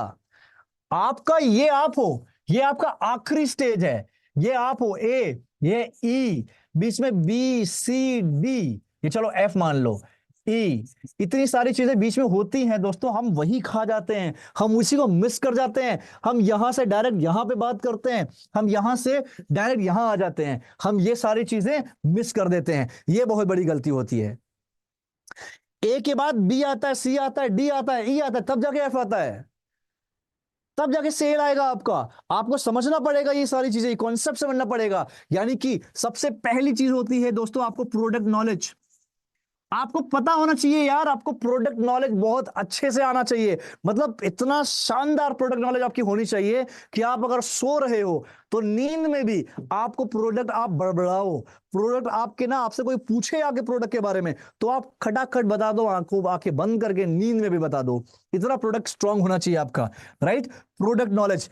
अभी प्रोडक्ट का मतलब क्या होता है? प्रोडक्ट का मतलब होता है, जैसे बैंक्स में बात करो ना, सेविंग अकाउंट, करंट अकाउंट, आपका जो बैंक में और होते हैं आपके life insurance, general insurance, investments वगैरह, ये सब आपके प्रोडक्ट्स में आ जाते हैं। लोन वगैरह सब प्रोडक्ट होते हैं बैंक्स के, ठीक है। कुछ लोगों को लगता है कि सेल का मतलब होता है, समझना दोस्तों, कुछ लोगों को लगता है हाँ आपको ही क्यों हायर करें, बताता हूं, इस पे आता हूं मैं, इस पे आता हूं। ये वाला कर ले सेल्स वाला, फिर आपको ही क्यों हायर करें। दोस्तों कुछ लोगों को लगता है ना कि सेल्स का मतलब होता है प्रोडक्ट लिया, सामान लिया, अपने बस्ते में डाला, ठीक है, बस्ता टांगा और बस्ते को लेके अपने ठेले में लगा, ठेला रखा और ऐसे ठेले लेके निकाला, क्या सेविंग अकाउंट ले लो, एफडी ले लो, लोन ले लो, I L I L I L I G I L I G I, ऐसा ये लगता है लोगों को। यही हो गया, ए से ई पे चले गए, है ना। प्रोडक्ट लिया, सामान लिया, झोले में डाला और बेचने निकल गए। अरे बिचौलिए थोड़ी हो यार, बेचू थोड़ी हो, बेचना थोड़ी है तुमको। खाली खाली बेचना होता तो तुम ठेला वेला लगा लो जाके, कहीं पे सब्जी वब्जी बेचो जाके, वो थोड़ी करना है। सेल्स में आए हो, एक कंपनी के प्रेजेंट कर रहे हो, कंपनी को, कंपनी के प्रोडक्ट को डायरेक्ट कस्टमर तक लेके जा रहे हो, राइट। ठीक है, तो समझो, सबसे पहले प्रोडक्ट नॉलेज बहुत स्ट्रांग होनी चाहिए। सब्जी वाले को पता रहता है वो सब्जी कैसे बनती है, सब्जी वाले को पता रहता है वो सब्जी कैसे कैसे उगती है, क्या क्या होता है उसमें, सब्जी वाले को बहुत पता है, राइट। दूसरा, पहला हो गया प्रोडक्ट नॉलेज। दूसरा जो होता है दोस्तों, वो होता है आपका आपका आपका कंपटीशन एनालिसिस। कंपटीशन एनालिसिस यानी कि आपका जो कंपटीटर है, एग्जांपल के तौर पे अगर आप आईसीआईसी बैंक में हो तो HDFC bank, Kotak, Axis, IndusInd, ये बड़े बड़े बैंक क्या कर रहे हैं, ये बड़े बड़े बैंक क्या प्रोडक्ट बेच रहे हैं, ये समझो। आपको समझना होगा, आपका सेविंग अकाउंट अगर 4% दे रहा है तो उत्कर्ष बैंक 5% तो नहीं दे रहा, समझना होगा आपको। आपको समझना होगा कि आपका एफडी अकाउंट अगर 6% दे रहा है तो उत्कर्ष 9% दे रहा है, ये कैसे। ये होता है प्रोडक्ट नॉलेज, ये होता है कंपटीशन एनालिसिस। आपने अपने कॉम्पिटिटर से बातचीत किया, आपने अपने आई मीन सॉरी कॉम्पिटिटर्स के बारे में जाना कि आपके कॉम्पिटिशन्स जो है वो क्या कर रहे हैं एग्जैक्टली, राइट। कैसे होगा? गूगल के रिसर्च से। गूगल करो, उनके वेबसाइट्स को एकदम अच्छे से छान मारो, उनके वेबसाइट्स को, उनके प्रोडक्ट वाले वेबसाइट्स को अच्छे से छान मारो, कितने अलग अलग तरह के वैरायटीज ऑफ सेविंग अकाउंट्स हैं उनके पास। वो तब होगा जब आपका ये स्ट्रांग होगा। सब मिलता जुलता है दोस्तों। कंपटीशन एनालिसिस हो गया। अब बात करते हैं तीसरा, मार्केट एनालिसिस। दोस्तों मार्केट एनालिसिस का मतलब होता है जब आप ब्रांच ज्वाइन करते हो ना, जब आपको मार्केट दिया जाता है, कि मतलब मार्केट दिया जाता है मतलब, जैसे मैं दिल्ली में रहता हूं, मुझे दे दिया आनंद विहार। मैं दिल्ली में रहता हूं, चलो मुझे करोल बाग दे दिया। मैं दिल्ली में रहता हूं, दिल्ली में ब्रांच मिली है मुझे, मेरी जो ब्रांच है वो करोल बाग वाली ब्रांच है। कोई भी बैंक है, कोई भी बैंक एक्स वाई जी, और जो बैंक है वो है करोल बाग वाली। अब Karol Bagh is a very one of the finest market in Delhi. अच्छा मार्केट, बहुत ही बढ़िया मार्केट, मतलब बड़े बड़े जो छोटे छोटे दुकानदार होते हैं वो करोल बाग से अपने शॉपिंग करते हैं, ठीक है। तो ऐसा अगर चीजें हैं, ये चीजें अगर आपको है, आपको समझना होगा कि करोल बाग का मिला है तो सबसे पहले करोल बाग मार्केट को छान मारो। डजेंट मैटर यार, दिल्ली से हो, कहीं से हो, क्या हो, कौन से लोकेशन से हो, कोई मैटर नहीं करता। आपको अगर मार्केट, आपको ब्रांच दिया गया है, पहले ब्रांच के 3-4 किलोमीटर तक आपको ना पूरा पता होना चाहिए।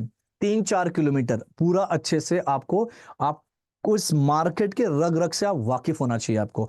3-4 किलोमीटर, चलो 3 किलोमीटर ले लो मोटा मोटा, 3 किलोमीटर अच्छे से पता होना चाहिए आपको कि वहां पे कौन कौन से मार्केट हैं, कौन कौन से मॉल्स हैं, ठीक है, कौन कौन से वहां पे कॉर्पोरेट टावर्स हैं, कौन कौन से वहां पे छोटी छोटी दुकानें हैं, राइट, दुकानें, शॉप, स्टॉल, ये सब कुछ, और कौन कौन से आपको वहां पर रेसिडेंशियल वाली चीजें हैं, जहां लोग रहते हैं। ये आपको ना, आपको एकदम पता होना चाहिए, अच्छे से नोट कर लो, लिख लो कहीं पे अच्छे से कि 3 किलोमीटर में कितने मार्केट्स हैं, कितने मॉल्स हैं, कितने आपके टावर्स हैं, कितने दुकानें हैं, कितने रेसिडेंशियल वाले वाले फ्लैट्स वगैरह हैं। ये पूरा अच्छे से आपको ये रिसर्च करना होता है, that's called the market research. ठीक है, इसके जरिए आप अपने पूरा स्ट्रैटेजी बनाइए कि कैसे कैसे क्या क्या करना पड़ेगा। यानी कि आपने समझ लिया कितने मार्केट है, कितने मॉल्स है, कितने टावर है, दुकान है, रेसिडेंशियल है, राइट। अब ये आपको रिसर्च करना है दोस्तों कि इन मार्केट में जो पब्लिक है उनके पास सबसे ज्यादा कौन से बैंक का अकाउंट है। यानी कि आपको क्या है, करोल बाग में आपको मिला है बैंक, करोल बाग में ब्रांच है, तो 3 किलोमीटर में कौन से और भी अलग अलग बैंक के ब्रांचेस हैं, और भी अलग अलग बैंक के ब्रांचेस कौन से हैं आपको पता करना पड़ेगा 3 किलोमीटर में। करेक्ट, ये पता लग गया आपको, उसके बाद आप रिसर्च करो कि इन जगह टोटल पॉपुलेशन क्या है, अगले 3 किलोमीटर में जो टोटल पॉपुलेशन है वो क्या है, राइट। टोटल पॉपुलेशन पता लग गई, और वो पॉपुलेशन जो है वो सबसे ज्यादा कौन से बैंक का अकाउंट या बैंक का प्रोडक्ट यूज करते हैं, राइट। वो पता लग गया आपको ये सारे पॉपुलेशन पता लग गया। अब ये पता करो कि उन पॉपुलेशन में वर्किंग कितने लोग हैं, बिजनेस वाले कितने लोग हैं। यही होता है, आपकी अगर एक्सेल अच्छी होगी तो आप ये स्ट्रैटेजी बहुत स्ट्रांगली बना पाओगे दोस्तों। हम यहीं पे मात खा जाते हैं, अफसोस की बात तो ये है, हम यहीं पे मात खा जाते हैं। देखो, आपको क्या करना है, आपको मार्केट रिसर्च करना है। 3 किलोमीटर में मेरे दोस्तों, 3 किलोमीटर में चेक करो कि टोटल पॉपुलेशन क्या है। पॉपुलेशन को 2 पार्ट में डाल दिया, रेसिडेंशियल वाले और बिजनेस वाले। ठीक है, इसके अलावा आपको यह भी पता करना है कितनी मार्केट है, कितने मॉल्स हैं, कितने टावर्स हैं, यहां पे कितने आपके रेसिडेंट्स यानी फ्लैट्स वगैरह हैं, यानी कि फ्लैट्स वगैरह हैं, ठीक, और कितनी कंपनीज हैं, ये आपको पता करना होगा, राइट। ये पता कर लिया तो पता करो टोटल पॉपुलेशन कितनी है, उन 3 किलोमीटर में टोटल पॉपुलेशन कितनी है। 3 किलोमीटर में टोटल पॉपुलेशन क्या है, उन पॉपुलेशन की टोटल रेसिडेंशियल, जो लोग रेसिडेंशियल हैं, यानी कि जो लोग रेसिडेंशियल नहीं कह सकते, यहां पे वर्किंग कह दो, सॉरी यहां पे गलत लिख दिया मैंने, यहां पे वर्किंग लिख दो, रेसिडेंशियल नहीं। कितने लोग वर्किंग हैं, यहां पे कितने लोग वर्किंग हैं, कितने लोग वर्किंग हैं और कितने लोग बिजनेसमैन हैं। ठीक है, एंड वर्किंग मतलब सैलरीड, कितने सैलरीड वाले हैं और कितने बिजनेसमैन हैं, ये आपको पता होना चाहिए। तो आप, और इसके अलावा जितना टोटल पॉपुलेशन जो है, जो टोटल पॉपुलेशन है दोस्तों, तो टोटल पॉपुलेशन का जो बैंक है, कौन सा बैंक के प्रोडक्ट्स ये यूज करते हैं, कौन से बैंक के प्रोडक्ट्स यूज करते हैं ज्यादा से ज्यादा, ये लोग कौन से बैंक के प्रोडक्ट्स यूज करते हैं, तो ये सारी जानकारी आपको पता होनी चाहिए। और यहाँ पे 3 किलोमीटर में कौन कौन से बैंक हैं और भी कौन, हम यही गलती करते हैं, हम यही मात खाते हैं दोस्तों कि आपका, हम क्या करते हैं, बस हम ये करते हैं, अपना सामान उठाते हैं, बस्ते में डालते हैं और निकल जाते हैं बेचने के लिए। हम ये तो करते ही नहीं है। आधी ज्यादा जनता तो जानती नहीं होगी भाई ये भी कुछ होता है क्या। आधी से ज्यादा जनता, 99% लोग सोच, मतलब जो सेल्स में काम कर रहे हैं कई सालों से, उनको भी मैं गारंटी दे सकता हूँ ये नहीं करते होंगे वो। भाई वो बोले ये भी होता है क्या, ऐसा कुछ भी होता है, अरे हमें तो पता ही नहीं था, नहीं करते। तो ये करना पड़ेगा आपको, ये रिसर्च करने पड़ेंगे, तभी आप आगे बढ़ पाओगे दोस्तों। ठीक है, ये कर लिया। इसके बाद जब आप जाते हो कस्टमर के पास, ठीक है, कस्टमर के पास जाके तुरंत कस्टमर की बात नहीं करनी है, आपको अप्रोच बनाना है। आपको ये सब पता चल गया, आप अपना खुद का स्क्रिप्ट बनाओ, आप खुद का स्क्रिप्ट तैयार करो, अपना खुद का एक पूरा स्क्रिप्ट तैयार करो। उसके बाद आप अप्रोच करो, कस्टमर से मिलो, मीट द कस्टमर, कस्टमर से मिलो, understand the customer, understand the customer की प्रॉब्लम को समझो, कस्टमर की प्रॉब्लम को समझो, उसकी जरूरतों को समझो, राइट। और उसको सिंपैथी दिखाओ उसको कि अरे सर क्या बात कर रहे हो, मैं बिल्कुल माफी चाहता हूं, समझ सकता हूं, मैं बड़ा अफसोस यहां पे बयां करता हूं, मैं ऐसे सिंपैथी दिखाओ उसको, बताओ कि हाँ भैया राहुल को मैं बोल रहा हूं तो राहुल मेरी बातें मान रहा है, सुन रहा है। ऐसा नहीं होना चाहिए कि आप, वो बोल रहा है आप इग्नोर कर रहे हो, अपनी बात काट के उसकी बात काट के अपनी बात रख रहे हो, ये होना ही नहीं चाहिए। ठीक है, सिंपैथी जताओ। फिर उसके बाद उसको सॉल्यूशन दो, ठीक है, उससे एक रिलेशनशिप बिल्डअप करो। रिलेशनशिप बिल्डअप मतलब भैया बाबू चाचा चाची ये सब बोलो। रिलेशनशिप बिल्डअप हो जाएगा ना दोस्तों, तो पता है फिर क्या होगा, तब जाके आता है आपका आखिरी वाला पॉइंट, जिसे हम कहते हैं, जिसे हम कहते हैं क्या, तब आएगा आपका प्रोडक्ट। तब प्रोडक्ट आएगा, यानी कि तब जाके आपका सेल्स पिच आता है। सोचो कितनी सारी चीजें हमने की है, कितनी सारी चीजें हमने की। हमने सबसे पहले प्रोडक्ट नॉलेज स्ट्रॉन्ग किया, ठीक है, प्रोडक्ट नॉलेज किया, फिर हमने कंपटीशन एनालिसिस किया, फिर हमने मार्केट एनालिसिस किया, 1 2 3 4 5 6 7 8, तब जाके 9th नंबर पे आता है क्या, 9th नंबर पे दोस्तों आता है आपका product pitch, sales pitch, 9th number पे। 90 नंबर पे आ रहा है आपका। तो 1 से लेकर 8 तक तो चीजें यार, 1 से 8 तक तो चीजें हम छोड़ ही देते हैं। तो ये है आपका सेल्स का तरीका। सेल्स स्ट्रैटेजी पूछे कुछ ऐसे ही बताना होगा आपको। क्लियर है दोस्तों, या क्लियर है?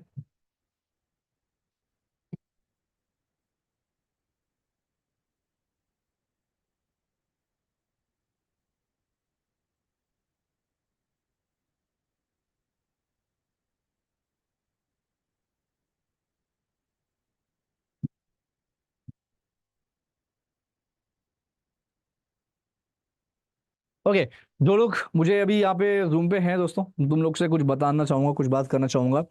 कुछ और असाइनमेंट्स हमारे पास आया हुआ है, ठीक है, कुछ असाइनमेंट्स आया हुआ है जो आपको करने होंगे। एंड प्लीज़ हम्बल रिक्वेस्ट है, बैच में बोलो, ग्रुप में बोलो, जाके व्हाट्सएप में जाके बोलो वो असाइनमेंट्स करने हैं। कुछ आपके इंग्लिश के असाइनमेंट्स होंगे, जिसमें आपको इंग्लिश के मैं कुछ सेशंस दूंगा।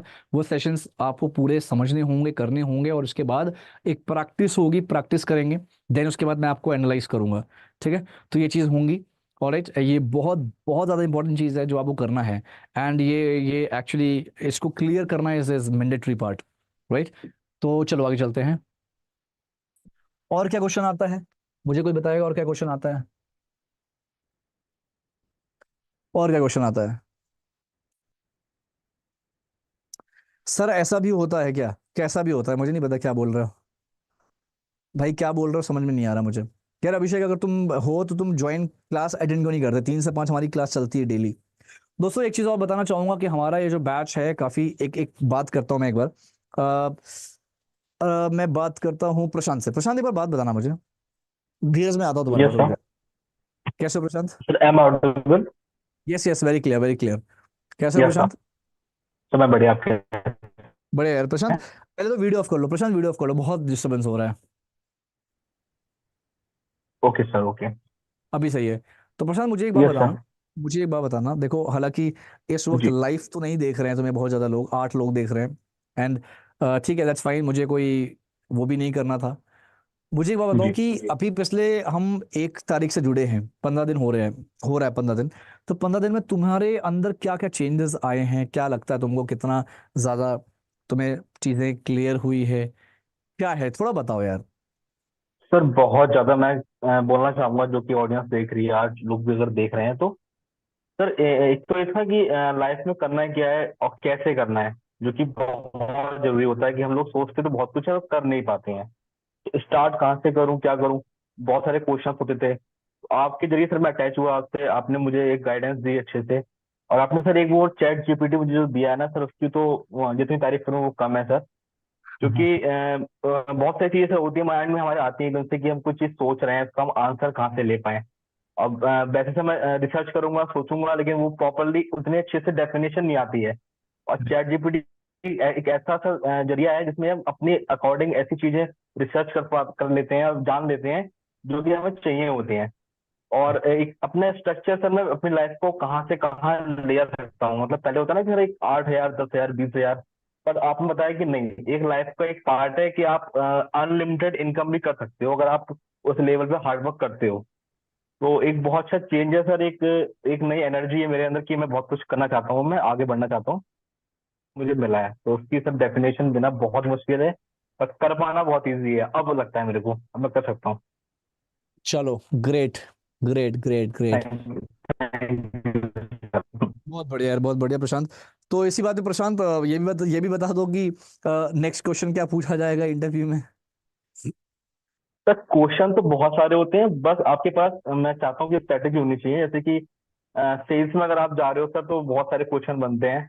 ज्यादा क्वेश्चन आपने से बता ही दिए, सैलरी नेगोशिएशन वगैरह होता है, बहुत सारी चीजें आती हैं। हम तो आपको पहले क्यों हायर करें। सेशन में जो मैंने कवर नहीं किया वो ये बता दो, जो अभी इस सेशन में कवर नहीं किया है उसकी बात मैं कर रहा हूँ। एक क्वेश्चन अच्छा था अच्छा 5 साल के सर, बाद, 5 साल के बाद, 2 साल के बाद कहाँ कहाँ देखो। देखते हो, कहाँ ठीक है, देखोगे। करते हैं। धीरज बताओ, कुछ कंसर्न है तुम्हारा, शायद हाथ उठाया है तुमने। यस सर, मेरा एक क्वेश्चन है। जैसे कि हम बैंक में आते हैं, किसी भी ऑर्गेनाइजेशन में जाएं बीएफएसआई में, अगर वो हमसे ये पूछे कि आपने बीएफएसआई क्यों ज्वाइन करा, तो वो तो हम पे चलो ऑप्शन है कि एक बढ़ती हुई इंडस्ट्री है, या हम डायरेक्टली कंट्रीब्यूट करते हैं इकोनॉमी में। लेकिन मेरा एक डाउट है सर, जैसे कि अगर जो इंटरव्यूअर है, अगर उसने ये कह दिया कि आप एम्प्लॉय क्यों बनना चाह रहे हो, आप ओनर क्यों नहीं बनना चाह रहे, क्योंकि गवर्नमेंट चलो आपको फंड नहीं है, गवर्नमेंट भी आपको फंड के लिए काफी सारी पॉलिसी दे रही है, जैसे मुद्रा योजना है, तो वहां से फंड रेज करके आप ओनर बनिए, आप एम्प्लॉय क्यों बन रहे हो, हाँ, तो उसमें भी सेल कर सकते हैं। तो मेरा ये क्वेश्चन है, अगर उन्होंने ये पूछा तो। ओके।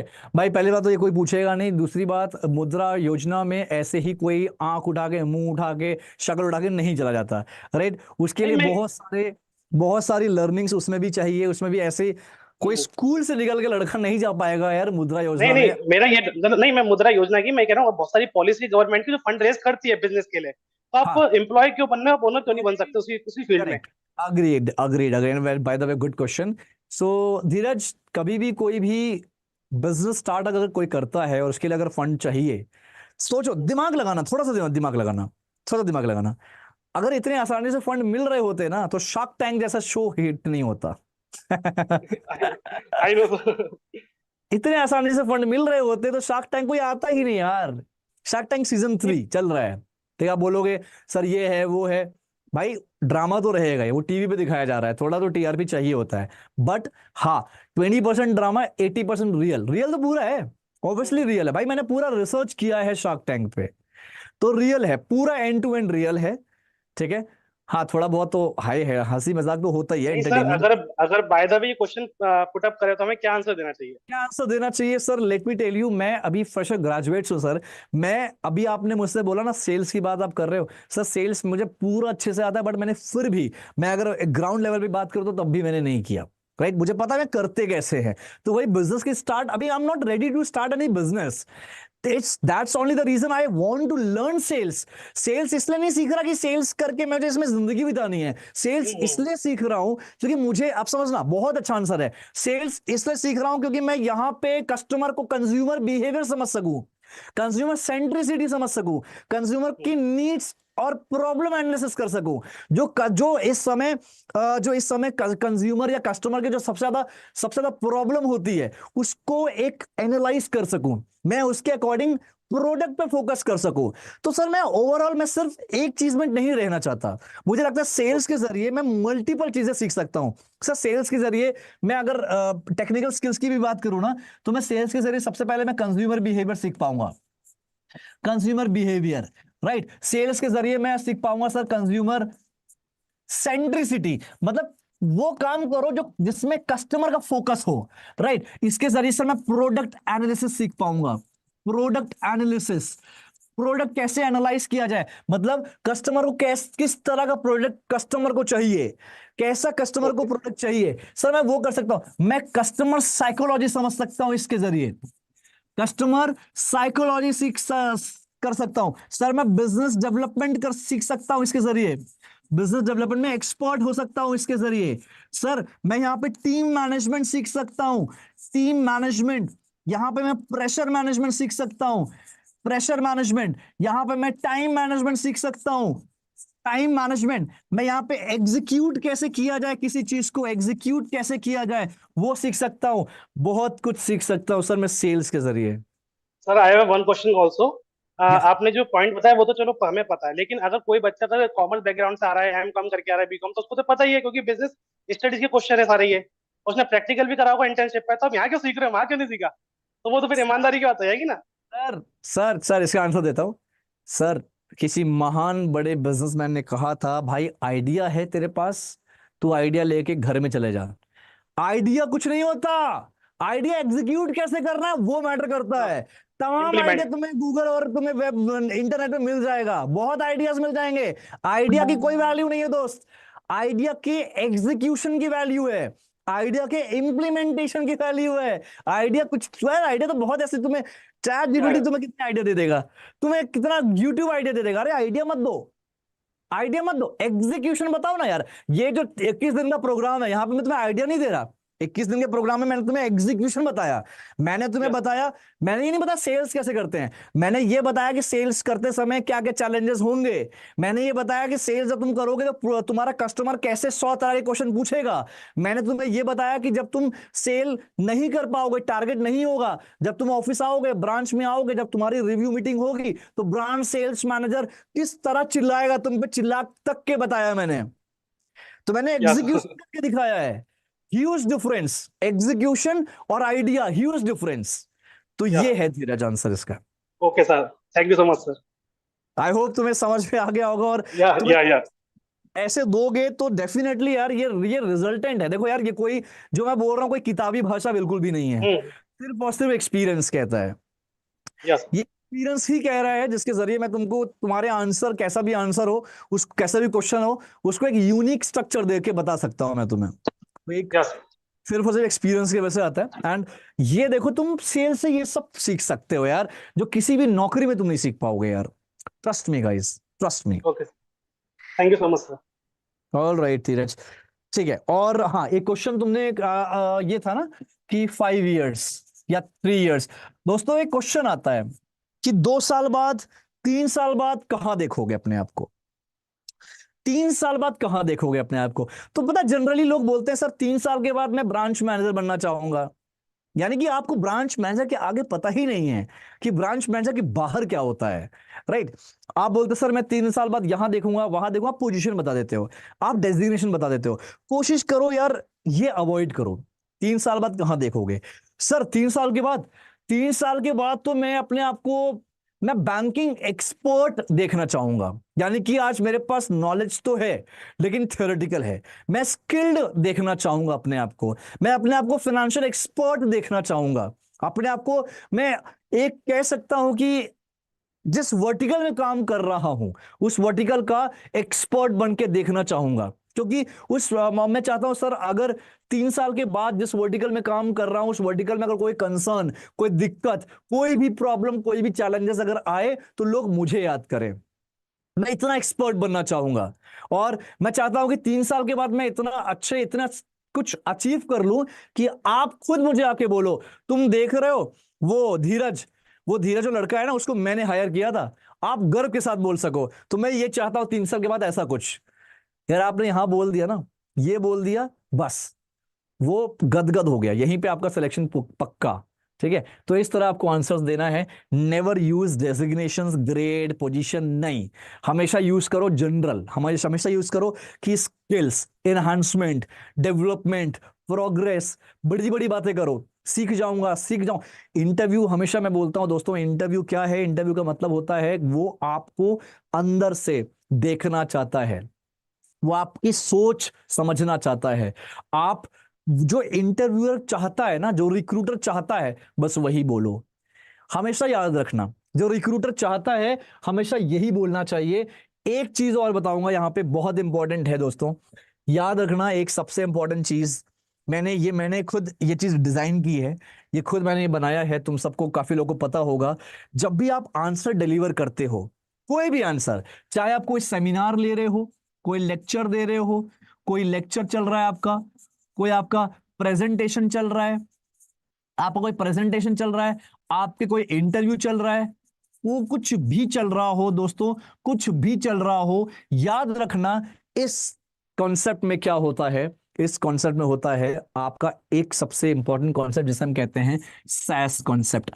आप कुछ भी बोल रहे हो, कुछ भी कह रहे हो, हमेशा सैस कॉन्सेप्ट में बोलो। सैस का मतलब होता है कि आपके जो लाइंस आप जो एक्सप्लेन कर रहे हो, उनमें जो लाइंस आप बोल रहे हो, वो हमेशा नंबर 1 स्ट्रैटेजी के अकॉर्डिंग बोलो, हमेशा स्ट्रैटेजिकली बोलो, स्ट्रैटेजी के साथ बोलो।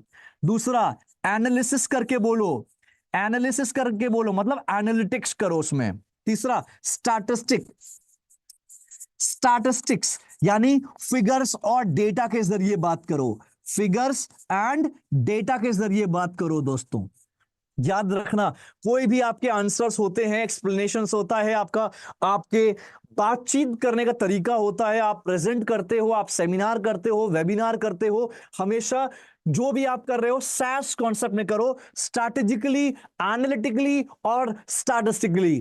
क्या? स्ट्रैटेजिकली, एनालिटिकली और स्टैटिस्टिकली। ये बहुत इंपॉर्टेंट है। सोचो, अगर आप स्ट्रैटेजी, एनालिसिस और स्टैटिस्टिक आप अपने आंसर्स में, अपने एक्सप्लेनेशंस में लेके आते हो, तो आपका जो स्ट्रक्चर है वो एक अलग ही दिखेगा, वो एक यूनिक दिखेगा। ठीक है, मेरा एक डायलॉग है दोस्तों, भीड़ का हिस्सा मत बनो, भीड़ की वजह बनो। कभी भी भीड़ का हिस्सा नहीं बनना चाहिए, हमेशा भीड़ की वजह बननी चाहिए। कुछ ऐसा काम करो कि आपकी वजह से भीड़ इकट्ठी हो। लेकिन हाँ, हमेशा ये भी डायलॉग मारता हूं, किसी का खून मत कर देना, भीड़ उसकी वजह से भी इकट्ठा हो जाएगी। खून करने की जरूरत नहीं है, अच्छे काम करो। राइट। एक और कॉन्सेप्ट है दोस्तों, बहुत कॉमन है, जब हम सेल्स की बात करते हैं, जब हम प्रोडक्ट की बात करते हैं, तो एक कॉन्सेप्ट बहुत आता है जिसे हम कहते हैं फैब। फैब कॉन्सेप्ट का मतलब होता है फीचर, फ्यूचर नहीं, फीचर, विशेषताएं, फीचर। दूसरा आता है एडवांटेज, एंड तीसरा आता है बेनिफिट्स, यानी कि जब हम प्रोडक्ट पिच करते हैं, जब हम प्रोडक्ट समझाते हैं, किसी को प्रोडक्ट के बारे में बताते हैं, तो इन तीन कॉन्सेप्ट में हमें बताना है, फीचर में, एडवांटेज में और बेनिफिट्स में बताना है। Right, that's called a FAB concept. Okay, and सबसे पहले हमें बेनिफिट से शुरुआत करना होता है। फैब है लेकिन हमेशा बैफ के कॉन्सेप्ट में चलना है, फैब की जगह बैफ कॉन्सेप्ट यूज करना है। पहले बेनिफिट, फिर एडवांटेज, फिर फीचर। यार फीचर तक तो नौबत ही नहीं आती, आपको ऐसे आपका काम हो जाता है मैनेज में ही। ऑलराइट गाइस, क्लियर है? आई होप ये क्लियर है, सब कुछ समझ में आ गया हो। सारे जनरल फाइनेंस के कुछ सेशंस डालूंगा जिसमें आप टैक्स, जो लोग भरते हैं, जो लोग टैक्स पे करते हैं, जिनकी सैलरी से टैक्स कटता है, वो क्या करे जो टैक्स ना कटे। अगर टैक्स कट गया तो आईटीआर क्या होता है, कैसे आईटीआर फाइल करें। जो लोग बिजनेस कर रहे हैं आईटीआर फाइल सीए से कराते हैं, खुद क्यों नहीं कर रहे हैं, आईटीआर फाइल करो ना। तो ये सब सिखाऊंगा मैं आपको, सब कुछ सिखाऊंगा इसी चैनल के जरिए। इसके अलावा बहुत सारे अलग अलग कॉन्सेप्ट हैं, अलग अलग हमारे दोस्तों, अलग अलग बहुत सारी चीजें हैं, बहुत कुछ है, यूनिक फैक्ट्स है, यूनिक बैंकिंग चीजें हैं, बैंकिंग के आपके इंटरेस्टिंग चीजें हैं। तो आप फॉलो करिए, बहुत मजा आएगा इस चैनल के जरिए। ठीक है, ऑलराइट दोस्तों, आई होप आप सबको मजा आया होगा, यहाँ पे आप सबको अच्छा लगा होगा। ठीक है, ठीक है, चले आज का फिलहाल सेशन यहीं पे खत्म करते हैं। जो मेरे जूम में जो बच्चों ने ज्वाइन किया है दोस्तों, मेरे पास सारे के सारे असाइनमेंट्स आ जाने चाहिए, एंड ट्रस्ट मी, बहुत कुछ अच्छा मिलेगा। स्किल्स पे काम करते रहो, करते रहो, करते रहो। 50-55 जो भी तुम लोग स्टूडेंट हो, जो एक लेवल पे ट्रेंड हो रहे हो, ठीक है, इसी तरह मुझे और लेवल पे आपको ट्रेन करना है दोस्तों। ट्रस्ट मी, बहुत कुछ मैं आपको पहली जॉब के लिए रेडी नहीं कर रहा, आपके बेटर करने के लिए रेडी कर रहा हूं। ठीक है everyone, take care everyone, take care, thank you so much. अब मिलते हैं नेक्स्ट सेशन में, जो कि हमारा कल है, कल सैटरडे है, कल सेशन होगा हमारा, जो कि नॉर्मल चलता है वैसे ही होगा। ठीक है, alright guys, thank you so much everyone, thanks a lot, take care, take care. और जो लोग लाइव में हैं, लाइव में थे, मुझसे जुड़े हैं, नहीं जुड़े हैं, मतलब उसमें है, तो दोस्तों एक ऑफिशियल से हमारा एक व्हाट्सएप ग्रुप बना है, उस ग्रुप के जरिए आप पहले एक काम करो, आप ज्वाइन करो। आपको अगर व्हाट्सएप पे कोई वीडियोस है, व्हाट्सएप के वीडियोस पे जाके कमेंट कर सकते हो। ठीक है, अपना कुछ करो, मैं वहाँ पे कनेक्ट करने की कोशिश करता हूँ आपको। ठीक है, कुछ ना कुछ हम रास्ता निकालेंगे, हम देखते हैं। आप एक बार अगर आपने परचेज नहीं किया कोर्स परचेज करिए, and then will do something. ठीक है, ऑलराइट गाइस, चलो everyone, thank you so much, thank you guys, thank you, take care, मिलते हैं अब नेक्स्ट क्लास पे, जो कि हमारी कल हो रही। Take care, bye bye.